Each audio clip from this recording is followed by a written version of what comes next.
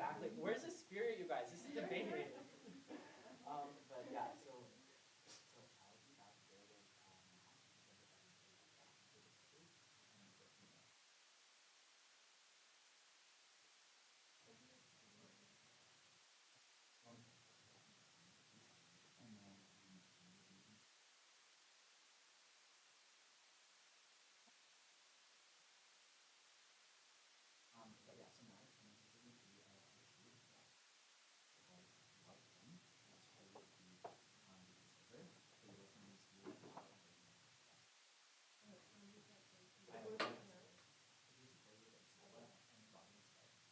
we're just waiting for the tech to come in.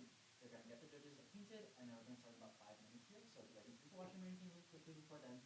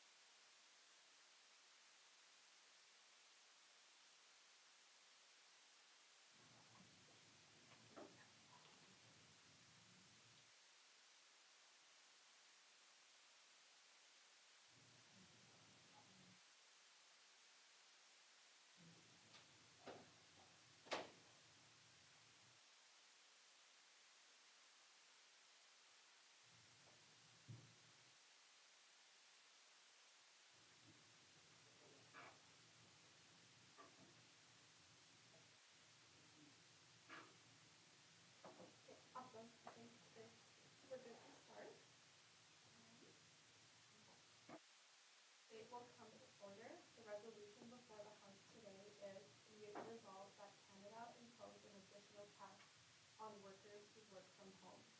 Representing the government are its first speaker, Myers, the second speaker, Pauline, and the third speaker, Nadia. Representing the opposition are its first speaker, Eric, second speaker, Melissa, and third speaker, Mackenzie. On behalf of the House, I would like to express a sincere welcome to our judges. So first, Danny Nicole. Danny is a lawyer at MLP Icons in Saskatchewan and practices corporate commercial law related to charities, economic development of Indigenous communities, and construction. Danny was both a member of the not-for-profit JDC West in Saskatchewan and subsequently a coach for the same while completing a BCom and MBA at Edwards. Ishita Nan is an award-winning changemaker who champions equitable opportunities for youth. At only 20, she has made history by becoming the youngest recipient of the Saskatchewan Volunteer Medal, SHAD 29 alumnus, Reebok Human Rights Award finalist, Amazon Prime Ambassador, Top 25 under 25, Government General Medalist, Entrepreneur of the Year, and has founded Canada's leading NPO, Youth Helping Youth and More. Frequently featured in CTC, CTV, and Global News, she is a well-known public figure. And last but not least, we have Manjeet Kaur Nahal. Manjeet is currently working with the City of Saskatoon, leading a team sustaining SAP human capital management with a focus on user experience service and program design, transformation and communication, an alumnus of the Johnson Shoyama Graduate School of Public Policy here at the U.S. She has been working in the government space for 5 years. Before settling in Canada and calling Saskatoon home, she lived in India and the UK leading construction and architectural projects. Many consider it fortunate to have had a career centered on bringing change through innovation. Outside of work, she loves to travel and spend time with family and friends. Judges, I, LJ Saja, am the Speaker of the House. I may be referred to as Honorable Speaker. Each debater will deliver a 7-minute constructive speech. I will be counting down from and providing time signals. These will be given as each minute passes, as well as a 30-second mark displayed by a hand flag, ending with a 10-second countdown. This will be a hard stop for all speeches at 7 minutes, so no grace period will be given. I will ask you to stop speaking at this time. Points of information will be allowed during the constructive speeches, but not during the first and last minute speeches, as this is protected time. POIs are not permitted during the reply speech, and point of clarifications are allowed, but may only be offered in the beginning half of the first government speech. Points will be deducted for any debater who interrupts others excessively or maliciously. Are there any questions regarding the rules? Awesome. I now call upon the first speaker to introduce the government please for 7 minutes. I'm sorry.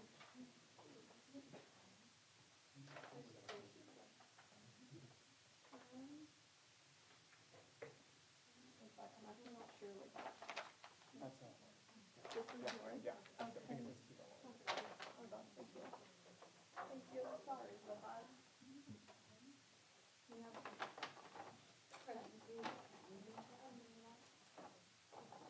Like the little yeah. Sorry about it.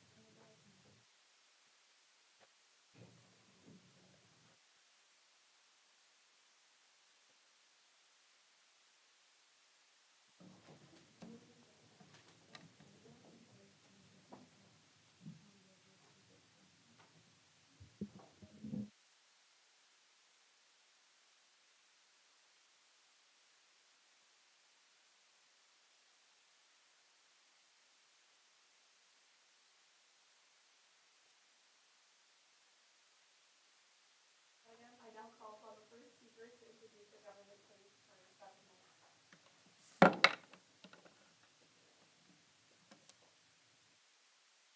Thank you, Honourable Speaker. Today, the government comes forward to you with a bill that we believe would benefit both Canadians and the economy. Today, we bring forth the proposal that Canada would impose an additional tax on workers who work from home. We would like to model this as follows.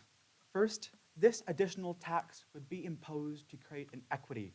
This is a debate not on the work-life balance, but on the work-work balance of Canadians.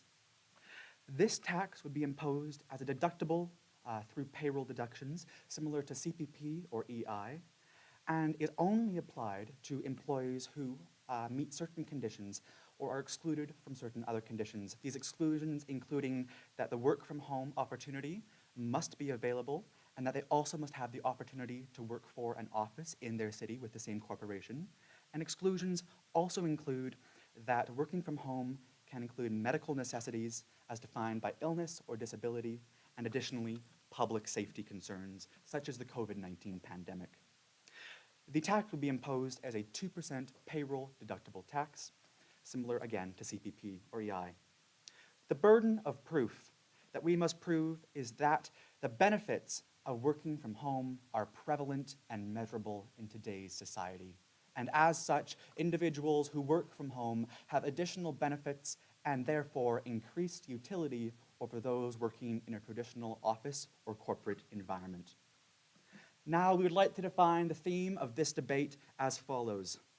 What is the future of corporate climate in Canada? What is the future of corporate climate? How do we want corporate climate to look? Should all workers in Canada be under the same conditions? Should all workers in Canada have access to the same utility for working the same job? We on side government believe that this should be the case, and we bring this to you with 2 points under the benefit of equity. Again, this is about work balance, not about work-life balance, because not all workplaces and not all jobs are equal. I will take your point of interest. You're suggesting work balance, or you're suggesting we all just be at the mercy of corporations for the rest of our lives? Honorable Speaker, we live today in an environment where we are employed by corporations, where corporations provide the products and services that we use every day. We outside government do not believe a bill that helps to encourage individuals to choose office life over working from home to better create a more equitable working environment is applicable in an environment where individuals would be at the mercy of a corporate overlord. This is not the case, and this is not what this bill is about. This bill is about equity. Effectively, individuals who work from home, as we have discussed, have a higher effective utility than those who work at the office. Individuals who work from home don't always need access to vehicles. They don't necessarily need access to childcare. They can take advantage of the decreased costs of being able to prepare their food at home, the decreased costs of transportation, and the increased benefit of having a more flexible work schedule. These are all measurable values. These all increase the effective compensation of these workers. Should individuals who have the opportunity and the privilege to work from home have a better effective compensation than those who do not have the same opportunity? We propose this bill today to level the playing field. Individuals who do not necessarily have the opportunity to work from home should not be punished for doing so. We would levy this tax to take down those barriers. Additionally, as we discussed, not everyone has that privilege of working from home. For example, key occupations like teachers, medical workers such as nurses or doctors, first responders like firefighters, police officers, these individuals don't have the opportunity to work from home. And these individuals should not be facing the same tax consequences as individuals who do work from home. I will take your point of interest. So wouldn't you agree that for individuals who do have this choice to work from home, they should be provided with the choice to work from home, not some tax that you propose? Thank you. Honorable Speaker, we are not forcing anyone to choose the office environment over working from home. We are simply providing a small 2% payroll deductible tax incentive to choose the office environment to level the playing field. We on side government are not against working from home. We just believe that individuals should have a more equal choice between an office environment and a home environment, because not everyone has the ability to choose. Again, We are not against working from home. This debate is about proving that individuals who choose to work from home have additional advantages that is not necessarily fair compared to those who work from offices. Again, the privileges that those who work from home experience are measurable, and that is why we want to impose this tax. Additionally, the economic benefits of corporate working environments is extremely important for the fundamental functioning of our urban environments. Urban environments like our cities, our metropolises, environments that support our economy more than any other. These environments are based around our office and financial districts. If these environments were to suddenly be replaced by a work-from-home system of corporate culture, what is to stop the spread of urban sprawl? What is to stop cities from simply spreading out to the point where the economic function is no longer as efficient? If individuals can work from home, what about the collaboration? What about the benefits of a corporate environment? We want to level that playing field on side government, and that is why we are so proud to bring this bill forward to you today. Working from home is okay, and there are times and places where that is necessary, like during the COVID-19 pandemic. But those who have the ability to work from home should not have additional benefits over those who do not have that same privilege. Thank you.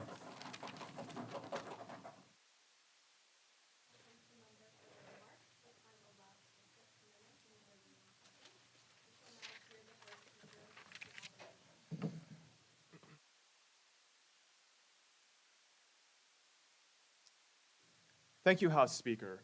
Now, the resolution today is an important one I think we can all agree on. And it's one that what we've heard from side government today is a bit misinterpreted on their side, and that's what I plan to do today, is to correct what we're actually here to talk about today.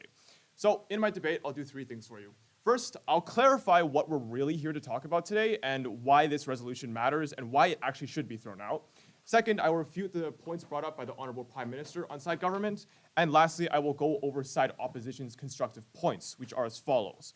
I will personally talk about how this resolution disallows freedom of choice in Canadian society, while my honorable partner will talk about how this resolution prevents economic success for both employees and their companies alike. But before I get into that, let's address the elephant in the room, and that's what are we here to talk about today? Because side government just came up and gave you kind of a misinterpreted idea of the resolution, and to us, it's not clear what they're really here to talk about. So the burden they've given us, which we think is clear, is that this resolution, that they must prove that this resolution benefits Canadians and Canadian society. Fair, we'll take them at their best. This is a reasonable burden for them to have.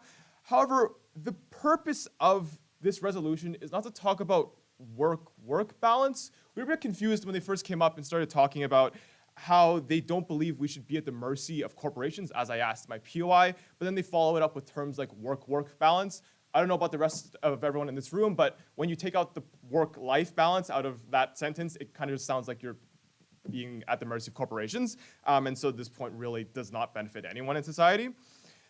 And so the biggest issue we have with their whole side is that their constructive really doesn't make sense. But before I get into that, let's first talk about their model. The biggest issue we have with their CPP-like deduction is that they haven't considered how logistically it would work for hybrid workers. They talk about how it would be deducted from your paycheck, but if you only work, say, 1 day a week from home and falling under the conditions, would you be taxed only that day? Doesn't that sound like a nightmare for HR as well as payroll systems? To us, it doesn't make sense to deduct someone 2% 1 day of the week. And if side government wants to do that in their own company, fair game to them. However, for us, we see this as quite illogical for most Canadian companies. And so on to their constructive. Their biggest point is that work from home gives people more money. What is the issue with this point? Well, just because someone's making more money doesn't mean we should necessarily take it away from them. That's not really how society works. We should be encouraging people to make more money as individuals. Yeah, I'll take you in a moment. I feel like side government really wants to create a society where we're all middle class. However, we on side opposition think that excelling above average is a good thing. We want to encourage people to become the best version of themselves and not settle to be an average person. Yeah, but would you not agree? Honorable Speaker, can side opposition please clarify what they mean when they say that when individuals make more money, we should not necessarily tax them more, but yet we have income tax brackets in Canada to do exactly that?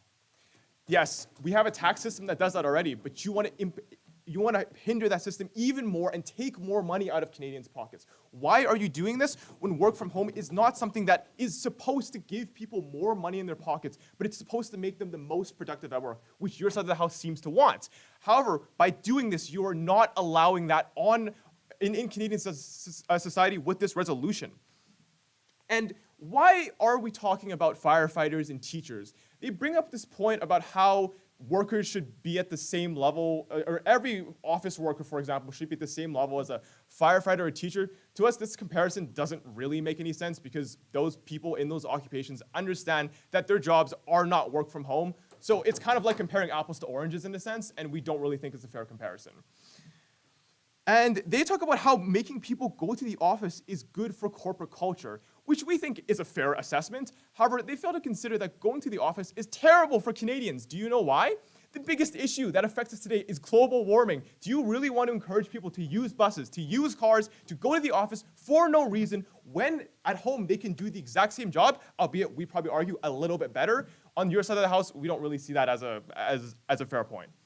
So let's talk about the most important reason for side opposition and why we think this resolution must and shall fall. The biggest point is freedom of choice. When we think of Canada, we think of a society where individuals are given the agency to choose what works best for them.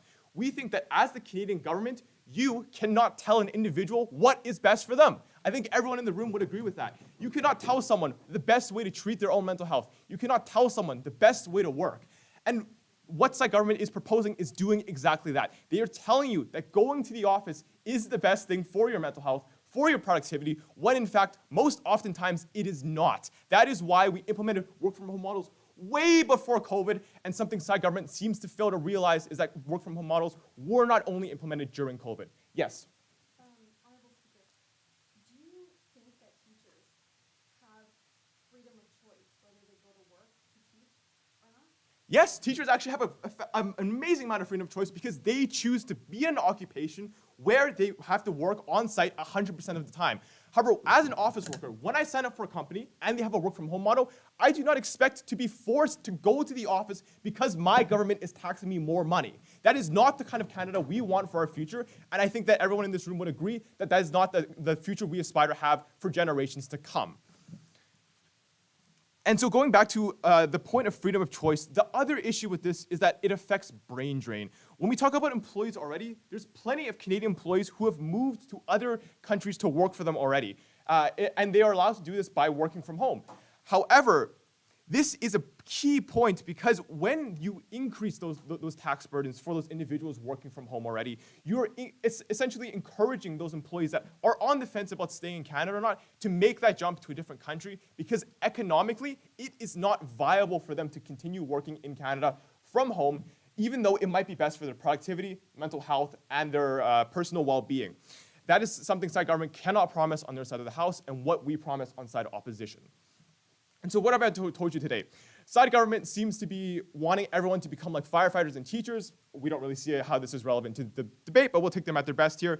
We should strive for a society where people are encouraged to be the best version of themselves, and one where the Canadian government does not force a certain method down your throat for the best method of work. And that is for those reasons why you're so proud to oppose today. Thank you, House Speaker.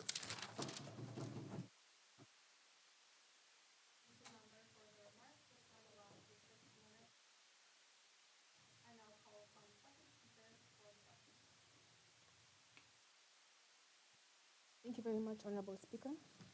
Members of the opposition, esteemed guests, and my fellow members of the government. First of all, I will start by refuting some of the points that were made by the member of the opposition, and then I will move into my constructive speeches. I would first of all like to say that our first speaker did not leave any room for misinterpretation. I feel that everything was well structured and well explained, so the point for misinterpretation, that's not true, and that was false. Second of all, the first speaker of the side of the opposition said about work-work balance, and I think that's where we got it wrong. We are saying work-work balance in a way that a teacher and a firefighter, a police officer, and a person who works, let's say, maybe in tech or and earns much more money or can work from home are two different people in that the teachers and the firefighters do much more work. They do a lot of things and they put their life on hold so they can help other people. Second of all, the people, when we are taxing people working from home, when On that taxing, point, I will take your. are you suggesting that moving forward as Canadians, we should just look at blanket solutions and not customization for each and every individual? I did not say that we should not look for blankets. Sorry, could you repeat that? Are you suggesting that with your resolution, we should look into more blanket solutions opposed to looking at individualized plans for each individual and their workplace? I feel that this motion does look at individuals in that we are trying to make it equitable and fair for both people who work at home and people who work in the office. To continue, first speaker talked about global warming when Canada, 80% of the time it's usually cold, so the global warming point wasn't making any sense. The other point where he said teachers do have a choice teachers and other people do have a choice to go to office.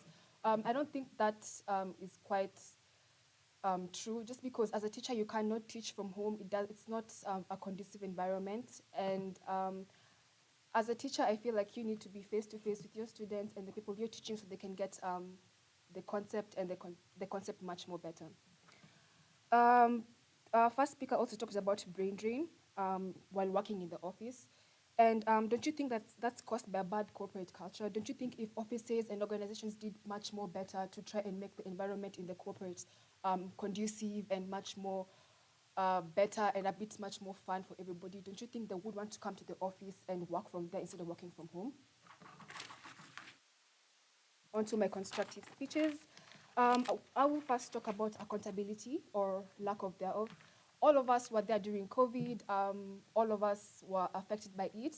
You as students, you know how it was where you would take your classes, or I would take my classes from my bed. I wouldn't get out from bed. I would literally not go anywhere. People from organizations will be taking their meeting calls, will be taking all the video calls from restaurants, from some other time. We'll be taking the video calls and we'll be taking the meeting calls from restaurants, from vacations, and from other places where they're not supposed to be.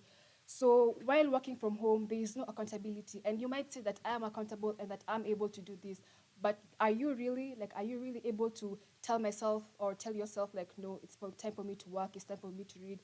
Like, you might be able, but that won't last for long. And I think we have all experienced that. Yes, I will take your point of view.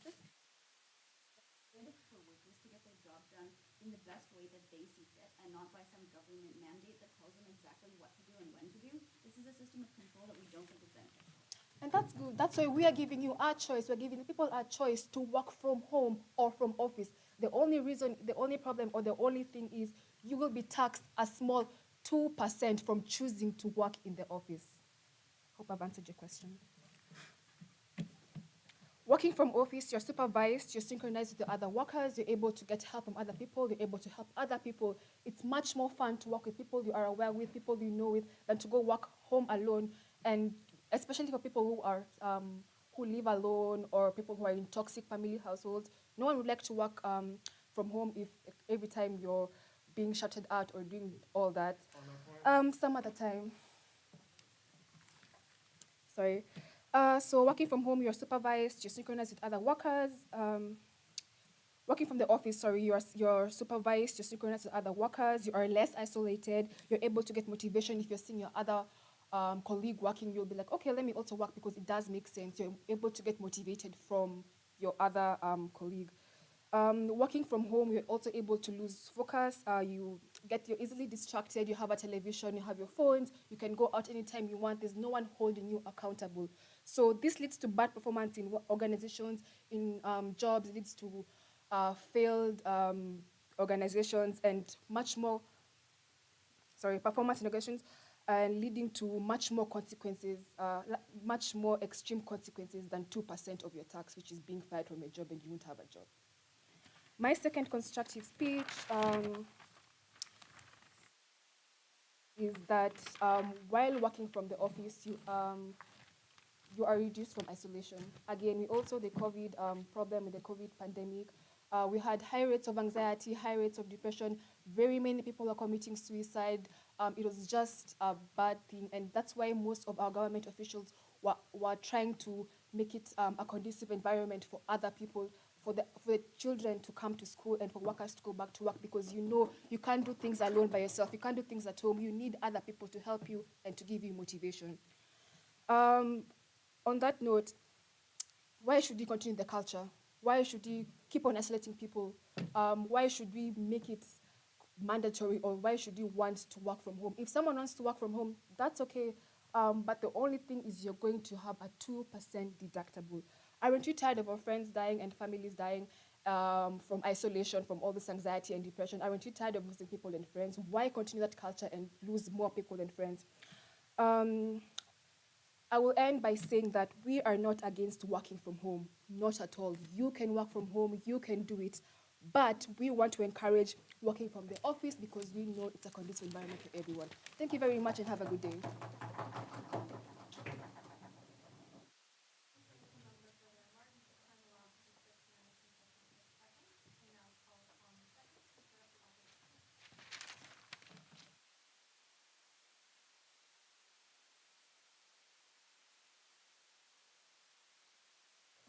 Thank you, House Speaker. So what is it that we're here to discuss today? We are here to discuss working from home and how having that choice benefits workers.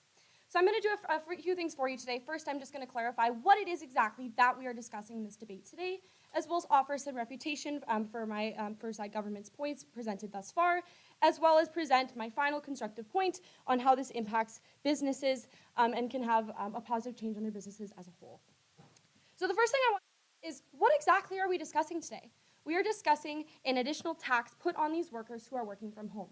Now, what does this do? This acts as a disincentive for people to work from home and also for businesses to offer this opportunity for people to work from home. Now, why does this matter?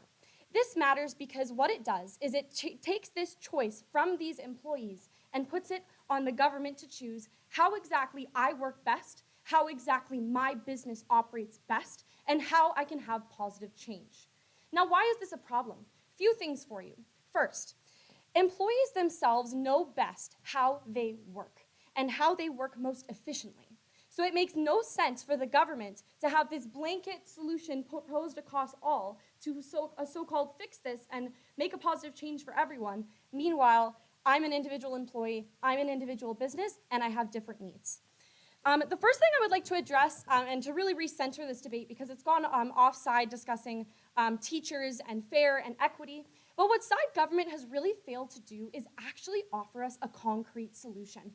So what they've done for us is they've brought forward this point about teachers and firefighters and how their job is working in person.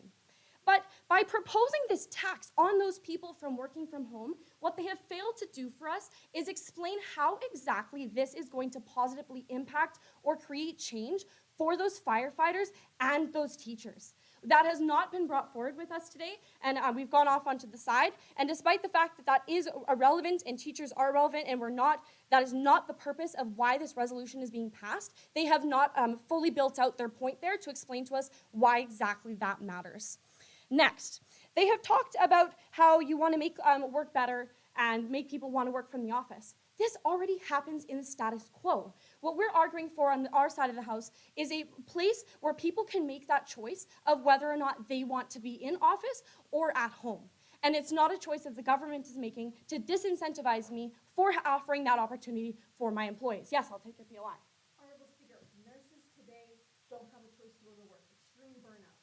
However, my question would be, in the case that you're presenting, why are we keeping the status of essential workers at the same level as a high-paying tech person who can simply work from home? This is a perfect example of how side government has misunderstood this case today. We are going off on the side talking about occupations which are already well aware of the conditions that their job is going to require, instead of focusing on what we are meant to discuss today, which is people who can work from home or in the office and why they should have that opportunity to choose.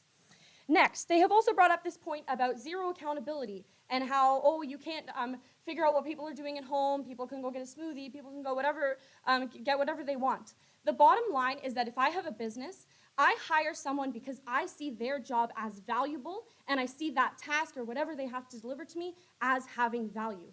At the end of the day, if I get that task delivered, whether or not someone goes and grabs a smoothie at lunch quickly and goes and finishes their task, that does not matter and is not relevant to the debate today. We want employees who are able to work efficiently and do the tasks required of them, and that can happen under the status quo with the option to work from home.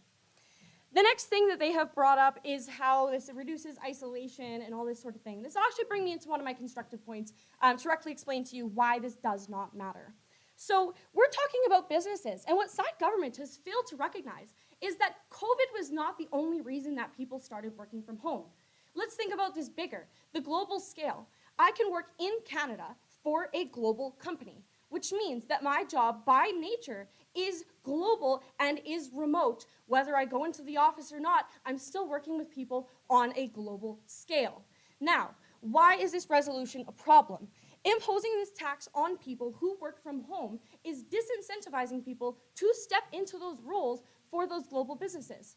Now, as an employee, that may be my career goal. That may be exactly what I want. Not at this time, thank you. And so in order for me to work and be able to take on that job at a global scale to work remotely, I have perfect incentive now with this tax put in place to go work elsewhere and to go do that instead. But what we want to do is make sure that these Canadians are staying in this economy, not having to deal with this extra tax to prevent them from working. Now, something that they also really haven't addressed is what exactly are they doing with this tax? So what they have said to us is, oh, it's only 2%, it's only 2%. So then what is the purpose that you're proposing that we pass this motion? How exactly do you think that this is going to make change? It will not benefit, as you have set the burden for yourself today, this will increase benefits. I've explained to you how this does not benefit employees. This decreases their ability to choose, their ability to have that flexibility and know exactly how they work best and how they want to work and make sure that they can better integrate their life and work to live, not live to work. Now, we've also talked about how this is going to impact businesses. By having this opportunity for people to work from home and not just incentivizing this, it means that more businesses can offer this as an opportunity for their employees. Now, what does this do? Often, it will actually decrease overhead costs because they may need a smaller office if they want to offer a hybrid model or maybe move to a fully online space. This benefits businesses because they don't have to deal with these extra costs and also helps out their employees because they too won't have to pay those extra costs to going in the office if they so choose. Finally, I would just like to clarify that on our side of the house, we are not saying that someone cannot go in the office. What we are arguing for is the status quo, which is that people can have that opportunity to work in person or work remotely if they so choose. If they choose to work in the office, they can work in the office. If they choose to work from home, they can work from home, and that is the bottom line. What we don't think this resolution does is really considers the full, all-encompassing aspects of what working does mean for the employee, the business, and for society as a whole, and that is way more than they can say on their side of the house. For that reason, I am so proud to oppose this motion today. Thank you.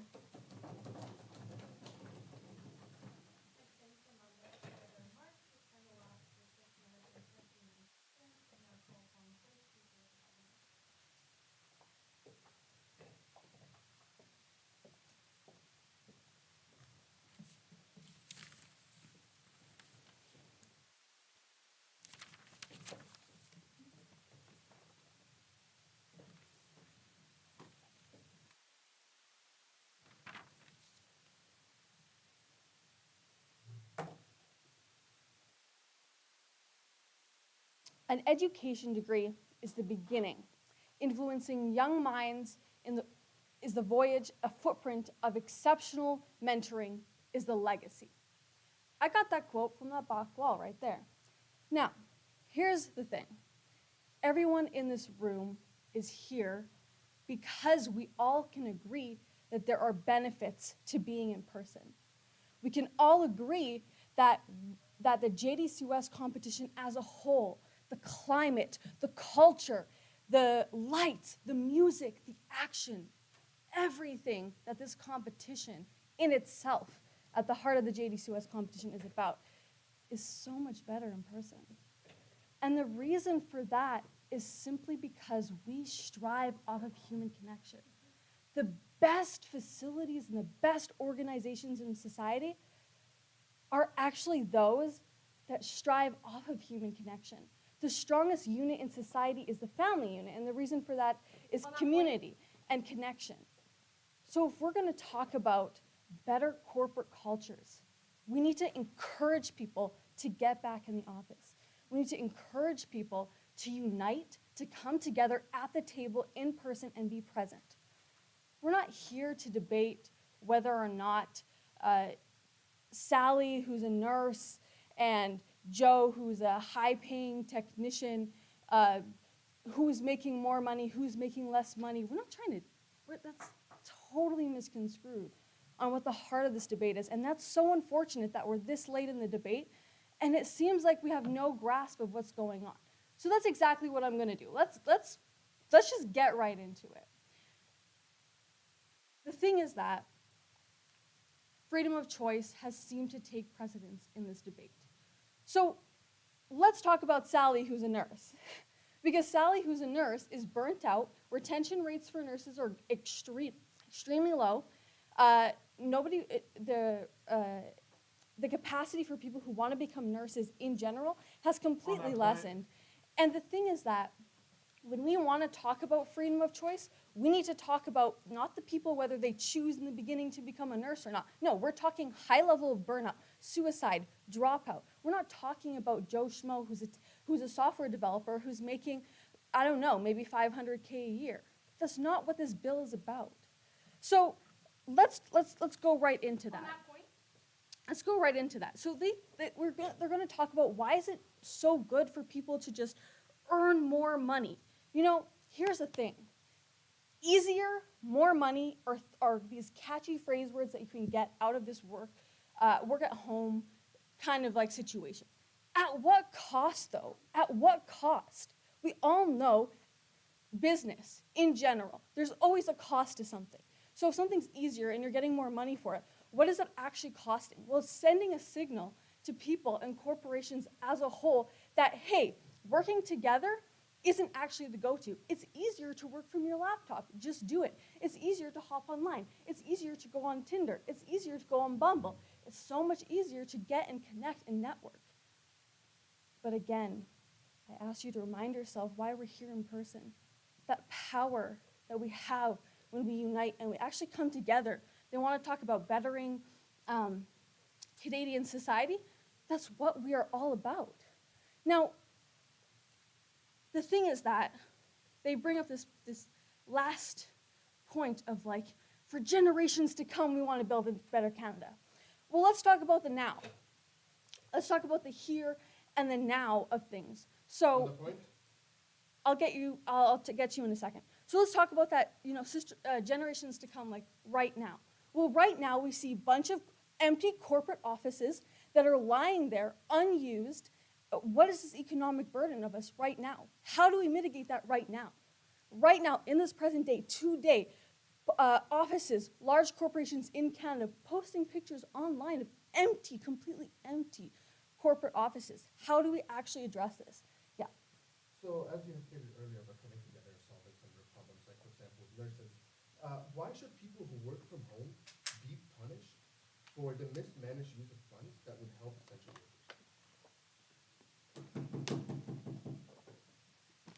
Okay.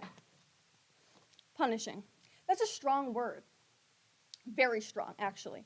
We're not punishing. We're encouraging. There's a big difference.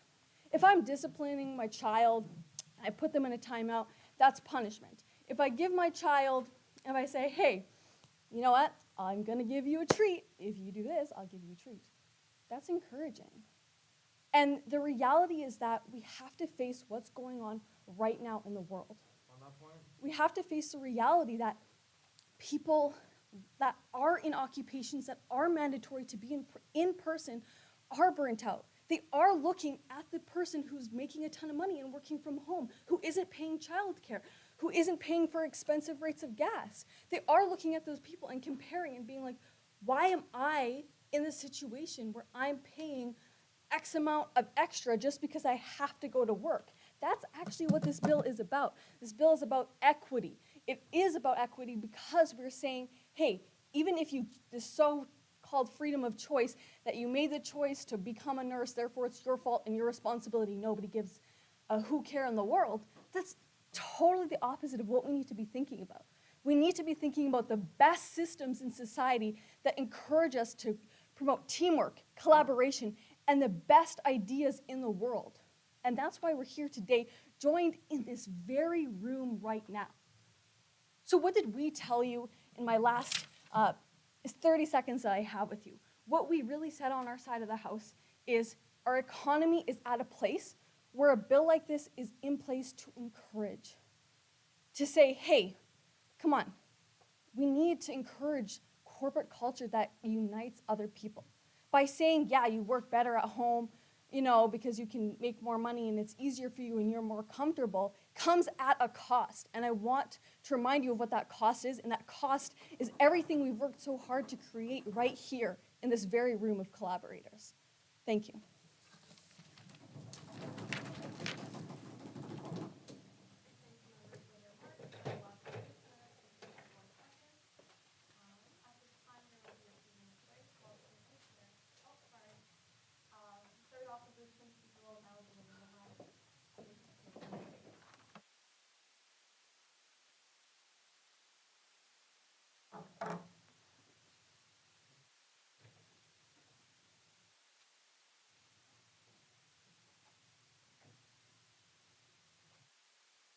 Thank you, Honorable Speaker.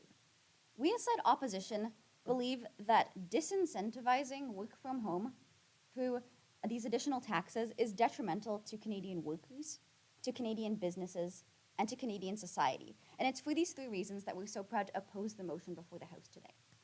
In my speech, I'll be doing two things for you. First, I'll be going over everything that's been said by side government and telling you why their points systematically fall. And then I'll be going over my partners' points and telling you why they still stand and ultimately why side opposition has won this debate. Okay, so let's start with some refutation. At the beginning, side government sets out a burden for themselves, and they say that the burden of this resolution is to benefit businesses and Canadian society. And we agree that these are good goals. We think that this is something that should be done. However, where we differ is how best to achieve these goals. Side government so far has actually failed to prove any concrete evidence as to how this helps Canadian businesses and Canadian society, and furthermore, has failed to show how this also helps Canadian workers, which is an additional goal you get under our side of the House only. Therefore, we simply cannot pass this motion. To elaborate, let's go through some refutation of what's actually been said on side government and why their points do not stand. The first speaker comes up here and talks about work-work balance. Honorable Speaker, what is work-work balance? We've never actually heard a definition out of the government on work-work balance. And ultimately, on side opposition, we think that this is sort of a phony term. Why is that? Well, we've heard work-life balance, and I think everyone in this room knows what that is.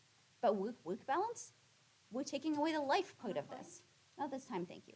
As my partners have already explained, this point simply does not make sense and therefore must fall. Now, continuing on with what the first speaker has said. The first speaker tells you that work from home workers are currently overcompensated and that their solution of taxing them a meager 2% will somehow improve this and will somehow work to achieve societal goals. Well, that's inherently false. First of all, if this is true, why wouldn't everyone be working from home right now? If work from home people are so overcompensated and there's so many benefits, why wouldn't everyone choose to work from home? Obviously, that's not what's happening in society currently, and I don't think that this is a huge problem in this debate. Not at this time, thanks. Second response to that. The goal of this resolution is ultimately to maximize productivity of workers. And this is a goal accepted by both sides. When we start to maximize productivity, we need a solution that actually supports this goal, and this motion is not a solution that does that. We should be able to choose freely which method of work will maximize our productivity, whether that be working in an office, whether that be working at home, whether it's some hybrid combination of the two. However, this choice is actually shackled by side government's model. You do not get choice under their side of the House. That is a goal that is extremely exclusive to our side only. This choice actually punishes, this model rather, punishes workers, it punishes businesses, and it punishes Canadian society. So that point completely false. Let's go on to what the second speaker on side government has talked to you about. They tell you about accountability and about corporate culture. First of all, accountability. We believe this argument is kind of like a ship headed towards an iceberg. You know, the scenery looks really nice on the surface, but underneath, there's actually, it's dangerous. The truth is concealed dangerously behind the superficial prettiness of the argument. To decode this, I'm going to talk about how we actually measure productivity. As my partners have brought to you today, we measure productivity through the completion of tasks that add value to the business. Why does that matter? Again, workers and businesses should be able to choose the method that best allows them to complete and maximize productivity. On our side of the house, we provide you that choice. On-site government, that is not a choice that you can get, and therefore you cannot maximize productivity and you cannot achieve the goals of society.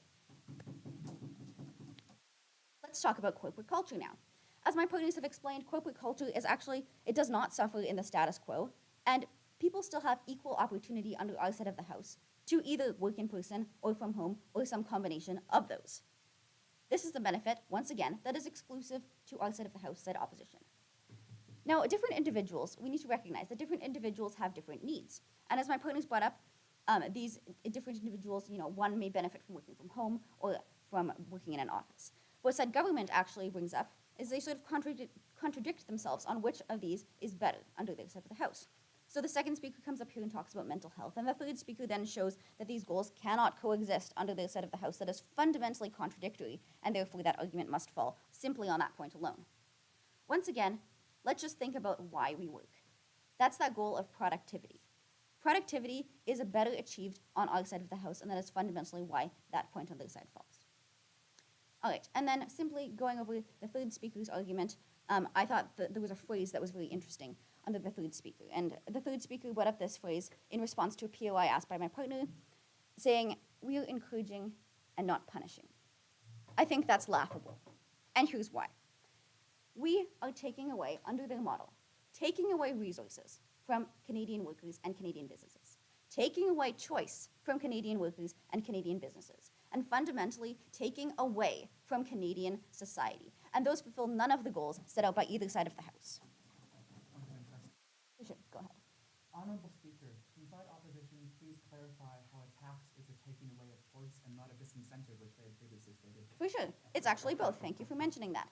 A tax takes away choice because when people are forced to choose between perhaps, you know, going to an office and compromising perhaps their mental health or perhaps other aspects of their life and only focus on work-work balance and not work-life balance, that is taking away an equal choice and equal opportunity from workers. That does not benefit Canadian workers. That does not benefit Canadian businesses. And that does not benefit Canadian society. And that is why all of their points fall. Now, quickly in my last minute, I'll just rebuild and reconstruct what exactly my partners have said and why their points still stand. We brought two arguments, on the ethical and on the economic. And overall, side opposition has proven to you why the freedom of flexibility is key in this debate and why you only can get that benefit under our side of the house. Our side of the house increases Canadian competition for Canadian businesses and Canadian workers, and it actually benefits Canadian workers, Canadian businesses, and Canadian society. And it is for these reasons, and the fact that those goals are mutually exclusive to our side of the house only, that we're so proud to oppose the motion before the house today. Thank you very much.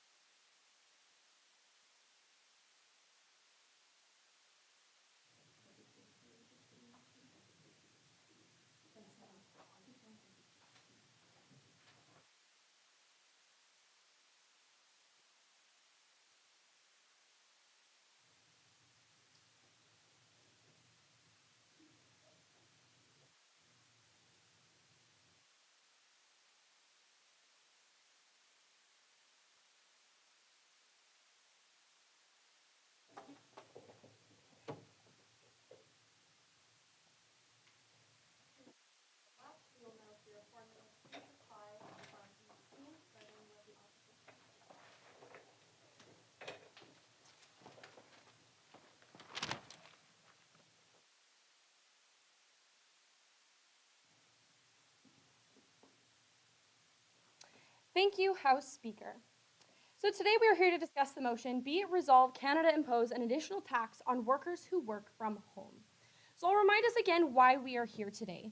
We are here today to discuss how this actually would benefit both the workers and society, and that is the burden that they have set upon themselves today. And I'll tell you, I'll go through just a quick refutation and then just build out how our constructive directly refutes those points, as well as explain why we have clearly won.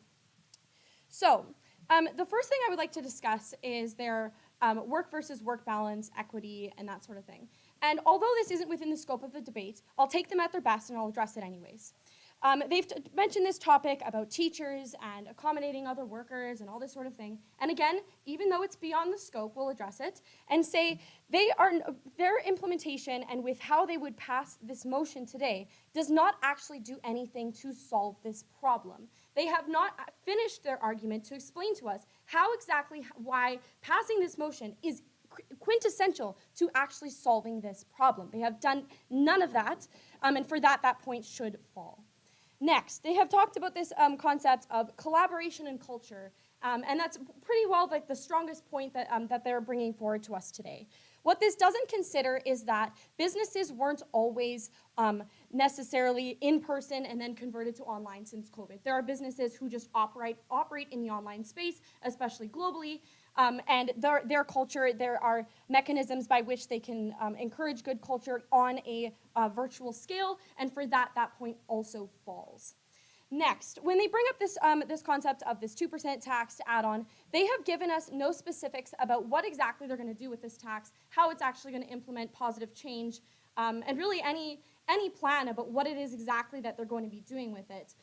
They've offered us no clarification, and bringing back to their other point about equity also hasn't addressed their own point in and of itself.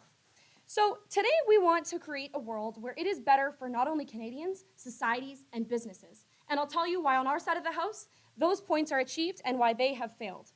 So first off, better for Canadians. We have explained this to you. When you have choice, you have the opportunity to work as you want, to work as efficiently as you want, that best suits yourself, and be your best employee, have your best life, have that time for the important things, living your life.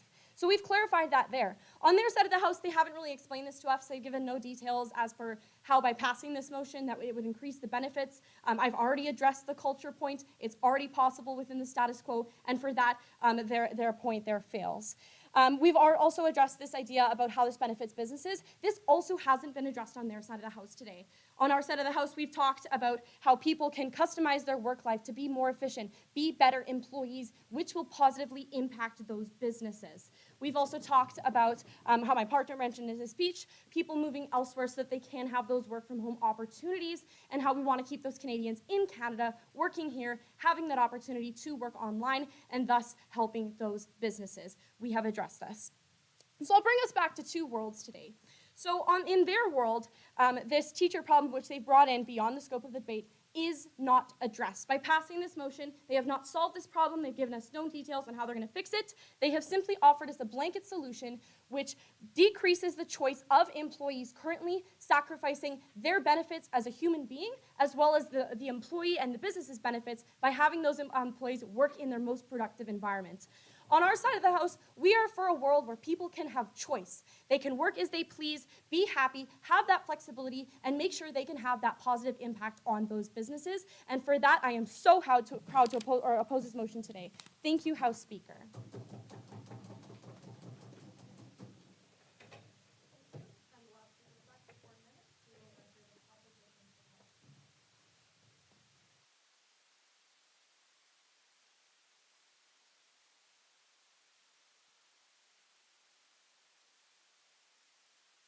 Thank you, Honourable Speaker. Thank you, all those gathered here in person today. Today, we had a debate on our bill that we would impose an additional tax on workers who work from home, and our burden that we must prove that working from home has additional benefits was proven. We wanted to propose this bill because working from home has measurable benefits, as we described in our first, second, and third speeches. And those measurable benefits constitute a higher effective compensation compared to those who work in the offices. Side opposition brought up two main arguments against our proposal. First, freedom of choice, and second, that this would somehow have no benefits for Canadians or Canadian corporations or businesses. For freedom of choice, they said several contradicting pieces of information. First, they said that this bill would have no choice for Canadians, leaving Canadians with no choice whether to work from home or not, which is simply not true, which we disproved, and therefore that point falls. But then their third speaker contradicted that by saying that they do in fact have choice, that it's just a negative incentive, that it's a decentivization to work from home, which is exactly what we're trying to propose today, because working from home has excessive benefits compared to working from the office. And just like with the tax brackets we discussed as a metaphor, higher income should be taxed accordingly. That's how we do things in Canada. Additionally, in the list of benefits, they said that businesses would not benefit from our motion and that businesses would more benefit from a more relaxed tax system and not what we are proposing today. Well, firstly, we simply were not discussing businesses and the benefits this has to businesses. We were discussing the equity of our bill and the equity it provides for Canadian workers. But on the point of businesses, and I will take that from them, they also said that working from home allows businesses to outsource their labor. And I'm kind of curious how outsourcing labor to other countries, as they described, helps the Canadian economy or Canadian workers. Additionally, they described in their system that businesses and our bill would just be a blanket solution for businesses and for employees. But this bill is not a blanket solution. Again, as we discussed, this bill is tailored specifically for individuals in a specific circumstance. That is anything but a blanket solution. Again, our points today were that this bill would benefit Canadians by creating a more equitable solution. Individuals being paid different amounts of money should have different effective tax rates. We are just leveling the playing field. These additional taxes are leading to equity, as we discussed in our first, second, and third speeches. We won this debate today because we proved to you why our bill meets our burden of proof, that we are leveling the playing field and creating a more equitable environment. We are not coming here talking to you about, strange benefits of, employees being hired from different countries and how that would somehow help Canadian corporations and Canadian workers. We are coming here today to tell you why we want to level the playing field. We're not against working from home. We're not removing employees' choice. We are simply doing how things have always been done in Canada by providing an incentive to work in the office. This is not some massive corporate, dictatorial blanket solution. This is simply a small incentive to do things in a more beneficial way for everyone. Today, we brought forth this motion that would create equity for Canadians. And we are so proud to support this bill because it would benefit all of us by creating a more level playing field. Thank you.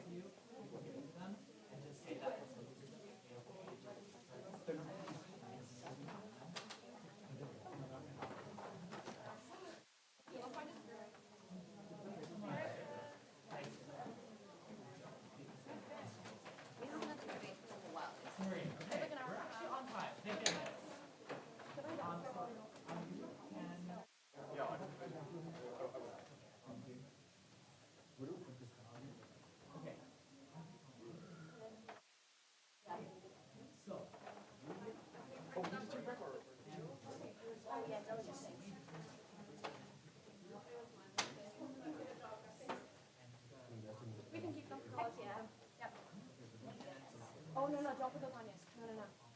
That'll identify us. No, it doesn't know it's full. It has our first and last name, so just hold it until we're beyond the judge's screen. I want to go see Howard.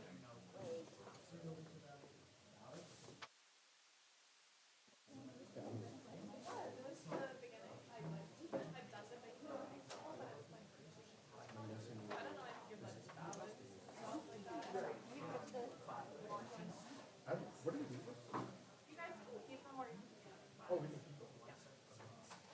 yeah, make sure you're And what do we do with the resolution?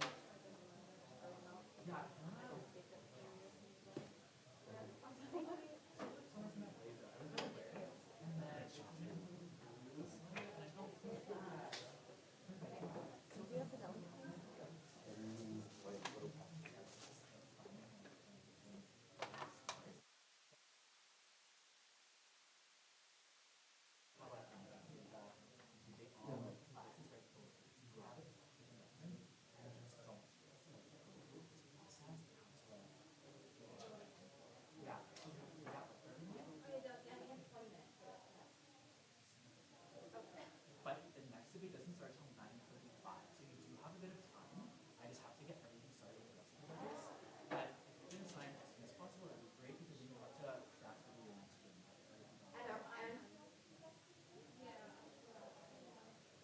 Whatever you guys feel. I know, it's okay, because you're a debater. Whatever you think is going to help them once they leave competition. Feedback won't be shared until we leave the competition, because this is too much on. So, yes. Yeah, 9:30, I believe, is the start. So, you guys do have a bit of time, but you have. Perfect, so then. Well, it depends on the room. So our room isn't until 11:30. Yeah, so whatever.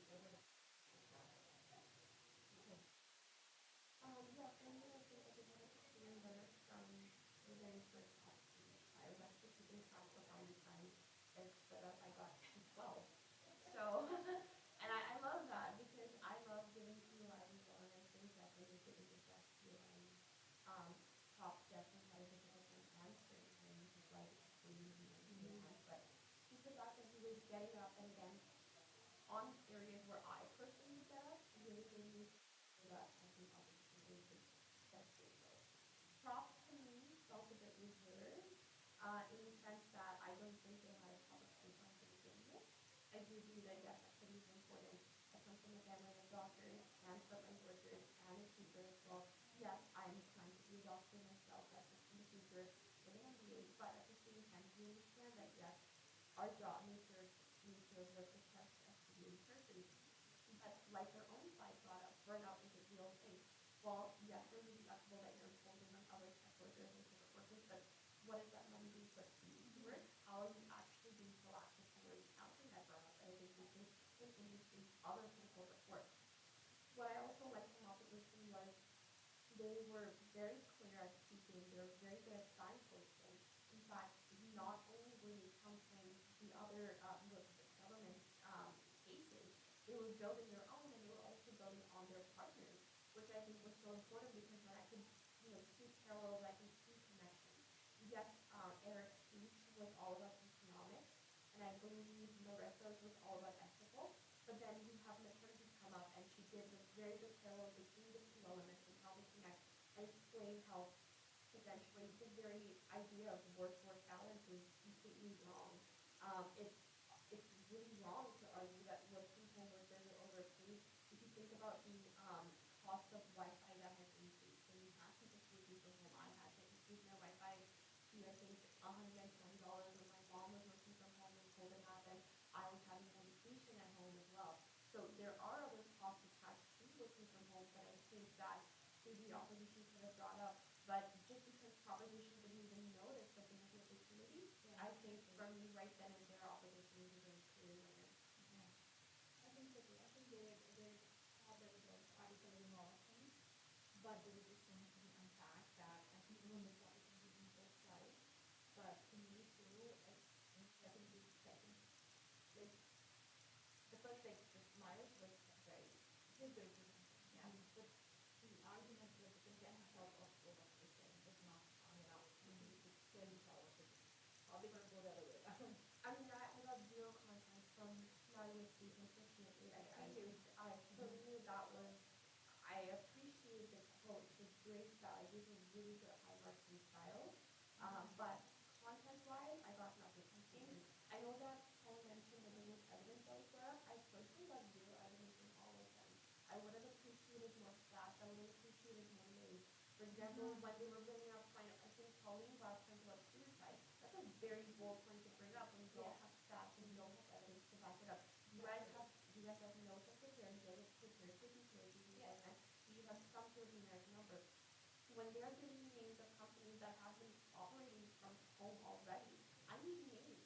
I'm not going to assume that, yes, for me, I could think of Amazon right away, but they're not telling that to me, so I can't take that information just because I know about it. Another thing that I think was really important for me to find out was probably the fact, I think Pauline was a recess and side job. It was very difficult to understand her. And I understand like nerves are running high, as you know, sometimes. But I fundamentally disagree with her point about global warming. Global warming is affecting Canada as well as a science student. Just because it's 80% cold doesn't necessarily mean there's no global warming. I think that's a very wrong point. Opposition, I think Eric did stand up right when she said it. She tried to, but she waved it down. It had so many weak points. Yeah. I completely get it. How do you connect global warming precisely to all of this? Exactly. What is the evidence there? And there was one more thing that I think somebody said, I'm like, well, how do you prove that? That's a very huge thing to, just let go on and on about. Yeah, I have to think it. Well, I mean, if they're going to suicide or isolation or something like that, sure. At this point, okay, so now you're just taxing people, and now if they need to work at home because of children, okay, then they're isolated, and now they're double taxed, and so they're just miserable and more broke. Exactly. And I also think that I think opposition slightly brought this up because again, their whole argument was about freedom at work and so equity and everything we do.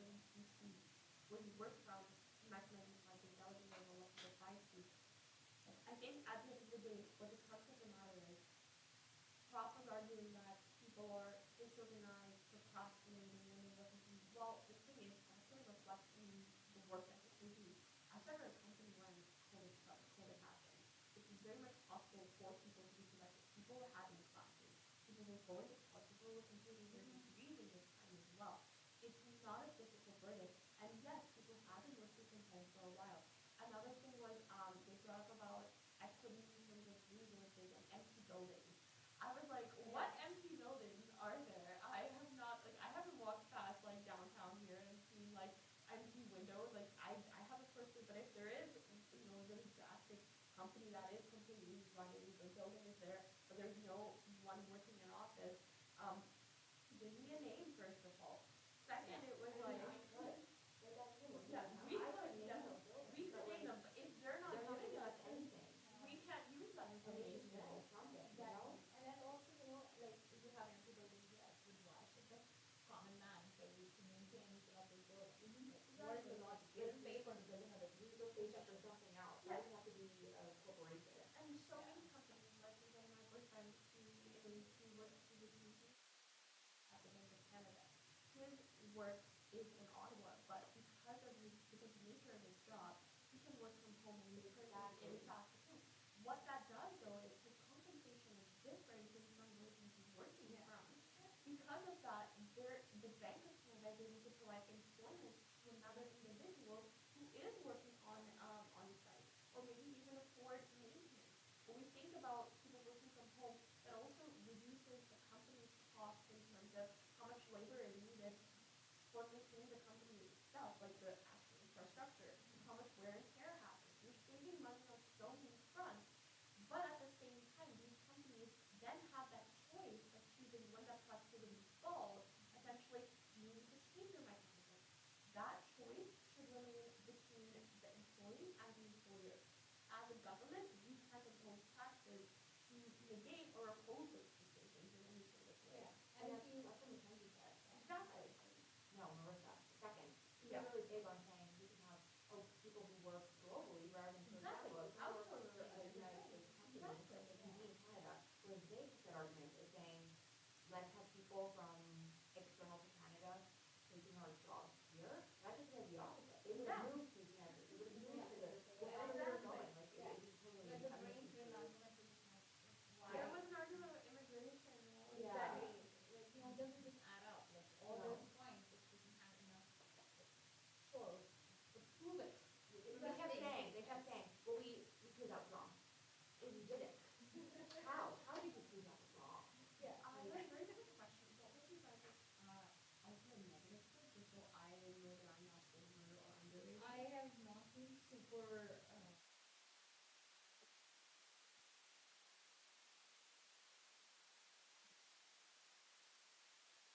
strategy. And then fill it before it's final. That's my notice.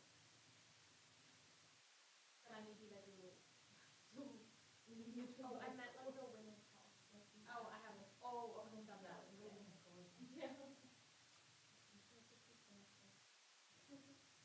I also noticed, like, I think I know the biggest thing I was usually was, and I look out for when I'm registered, is how you say and how you present yourself. Like, I noticed a lot of eye rolls coming from side stuff, and I was kind of sort of like, that's disrespectful.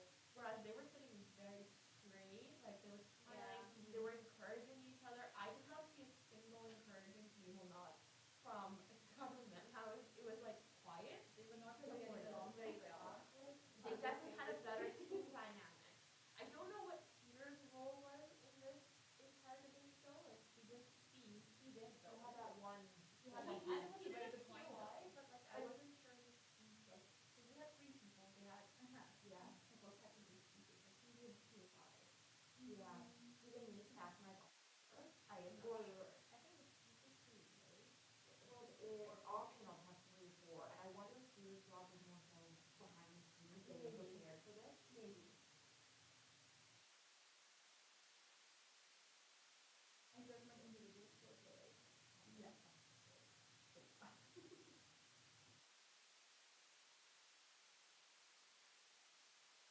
I didn't invite myself.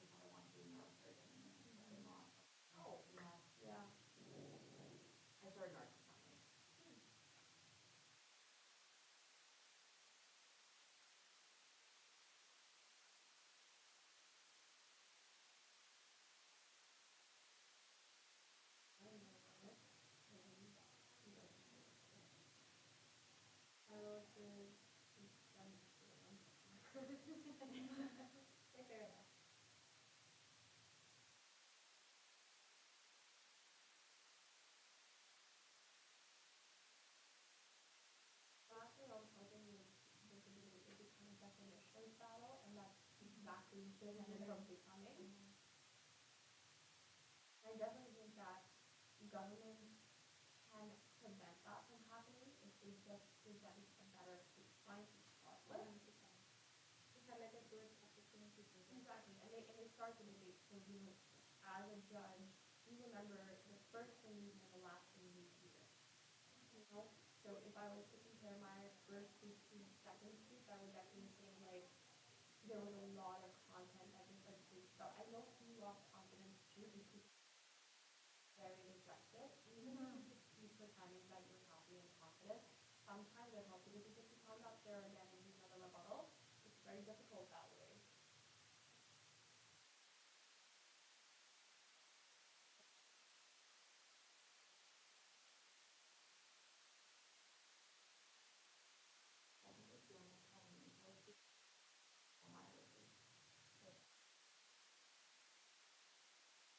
Again, that goes to show that they didn't have a good team dynamic in that moment. You're supposed to be coming up with and just tell yourself that's the result. Yeah, it's unfortunate.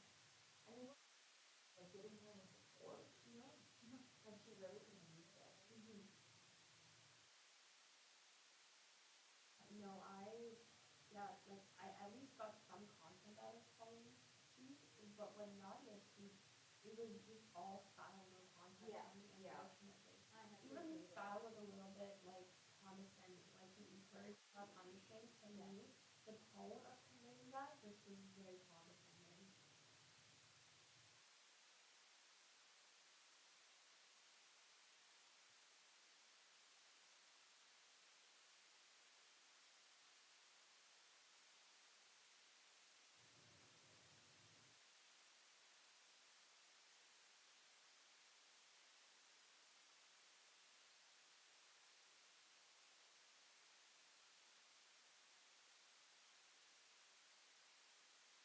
She was hoping for it as their most confident speaker.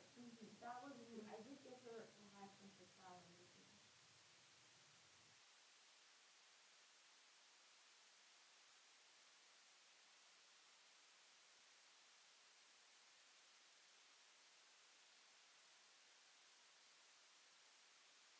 So when they're given this motion, are they able to access it? Yes, so then they're about to debate it. On the other team, you're given like sheets and you can't look at anything. You have no idea what it is. And so that's interesting. I just wanted to know if they were able to actually. I think it just depends on the specific section.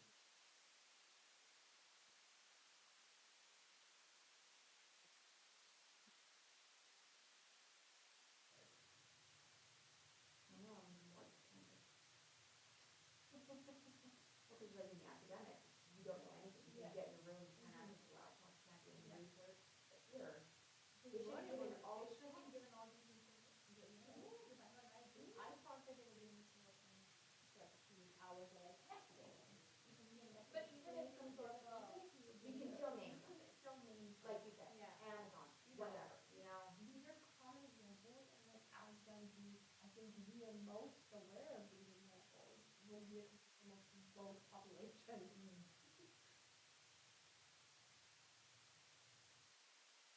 I think I'm opposition speaker and it's opposition speaker. I was putting together, it's too confusing on the phone.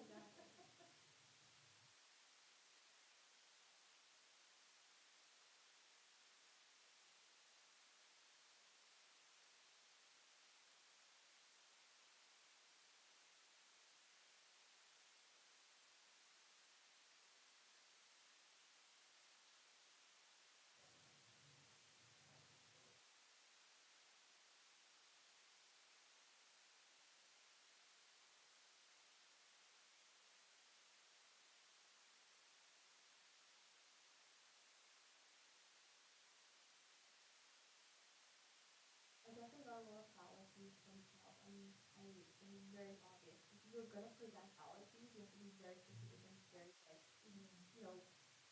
you have to be very good debaters if you want to pass a fallacy and like have your judges believe them. But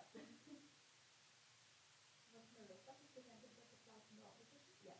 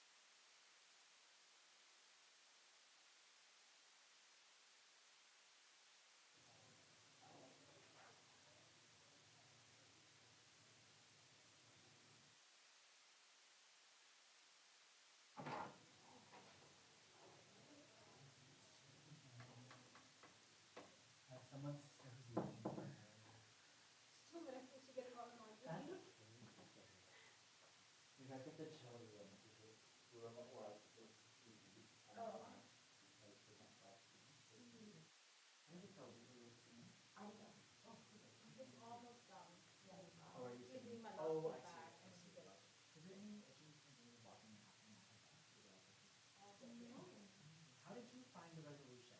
It's an easier one because it's the first one of the day. The next one, I don't know if you like doesn't know, but like round two, definitely Wait, round two 9:30 or round two at 11? about 11 o'clock. Okay, yeah, yeah. Okay, yeah, that one's definitely super, super interesting, I think. With like, If so, even if this one was the easy one. oh really? Oh, this is easy. Like this is easy. Like this is like out of all the ones that we did, we were like, okay, this one has to be the first one because people are like highly gotten really sure. This one, like there's resolutions about like different like technological rights and different policy rights. The next one is hard because it's controversial. Oh, So that'd be cool. that one's gonna be really Okay. fun. Really, really good. Did you not like this one, Celine? I liked it. Yes. I just think like it's a lot more like it. Oh yeah. I Like now knowing that it's easy, I'm more disappointed. Yeah. oh really? I mean, hey, sorry, don't take my word as being like, oh, that's just easy. But in terms of like, you just have to think about it like as the day goes on, it gets worse. Because like we're trying to like it's not really good. I don't have to say it's not an important because they're obviously like intention. So we want people to like get lunch first and like and show the kids they can find their careers because that's like interesting and fun. But I did hear from somebody that mentioned that in a switch the ball on their side. I did hear that. Like when the switch. Like okay.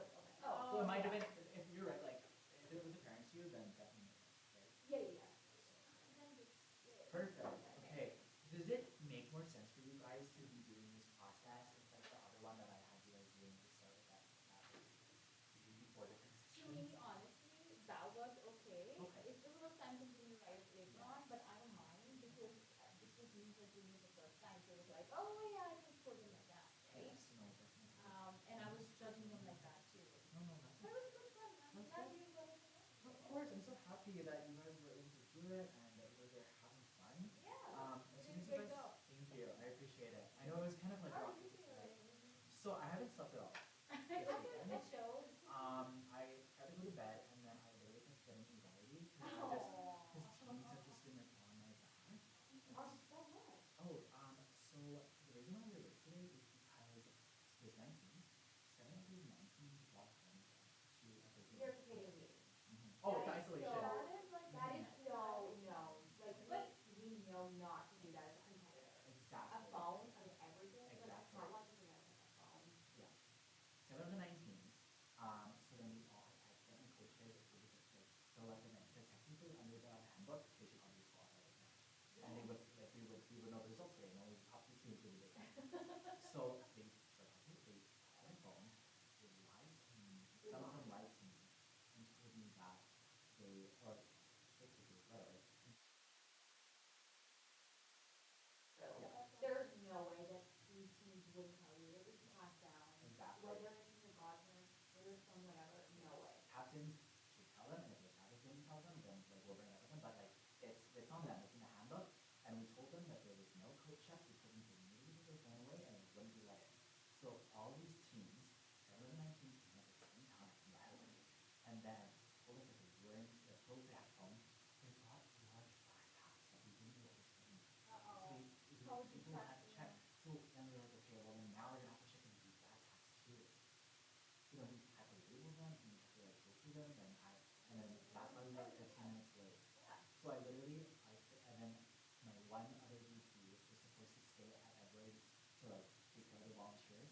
But now and we were supposed to segment we were supposed to have a segmented split like each team was supposed to go each team was supposed to go for one runner to go through their resolution their room perspective. All in concert.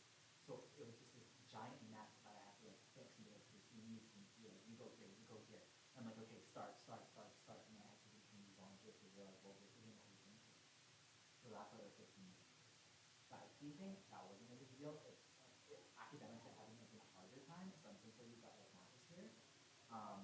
So like that's like where everything's fine now. So that's why it feels a bit crazy right now is because things are like listening and then everything can happen. But it's okay. Have they found things like that? Yeah, they have to label them.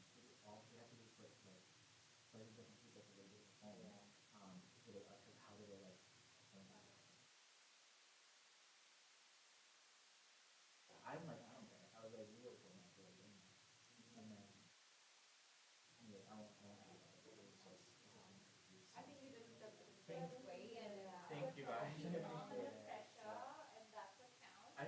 support the volunteers and everyone in the room and make life. So That's great. thank you. I That's appreciate what it. that matters, David, you know, in the end. And no, like, if all goes well, there's always like some part of organizing such a huge event. Yeah. It's, So,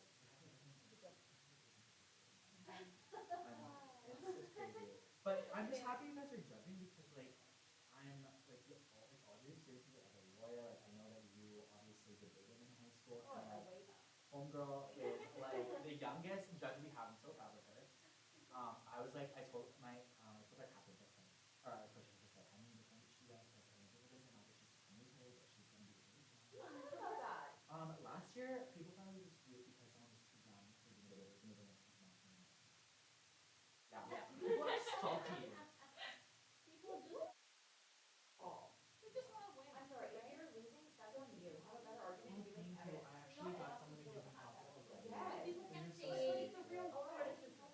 I know. Okay, especially if people want to be in law. You're not You're even so gonna, sweet. the judge is not gonna say you're no. Oh my god, Sheila, don't even Oh, say you that. were, you were. Yeah, so like, I don't. I just wanted to. I don't know.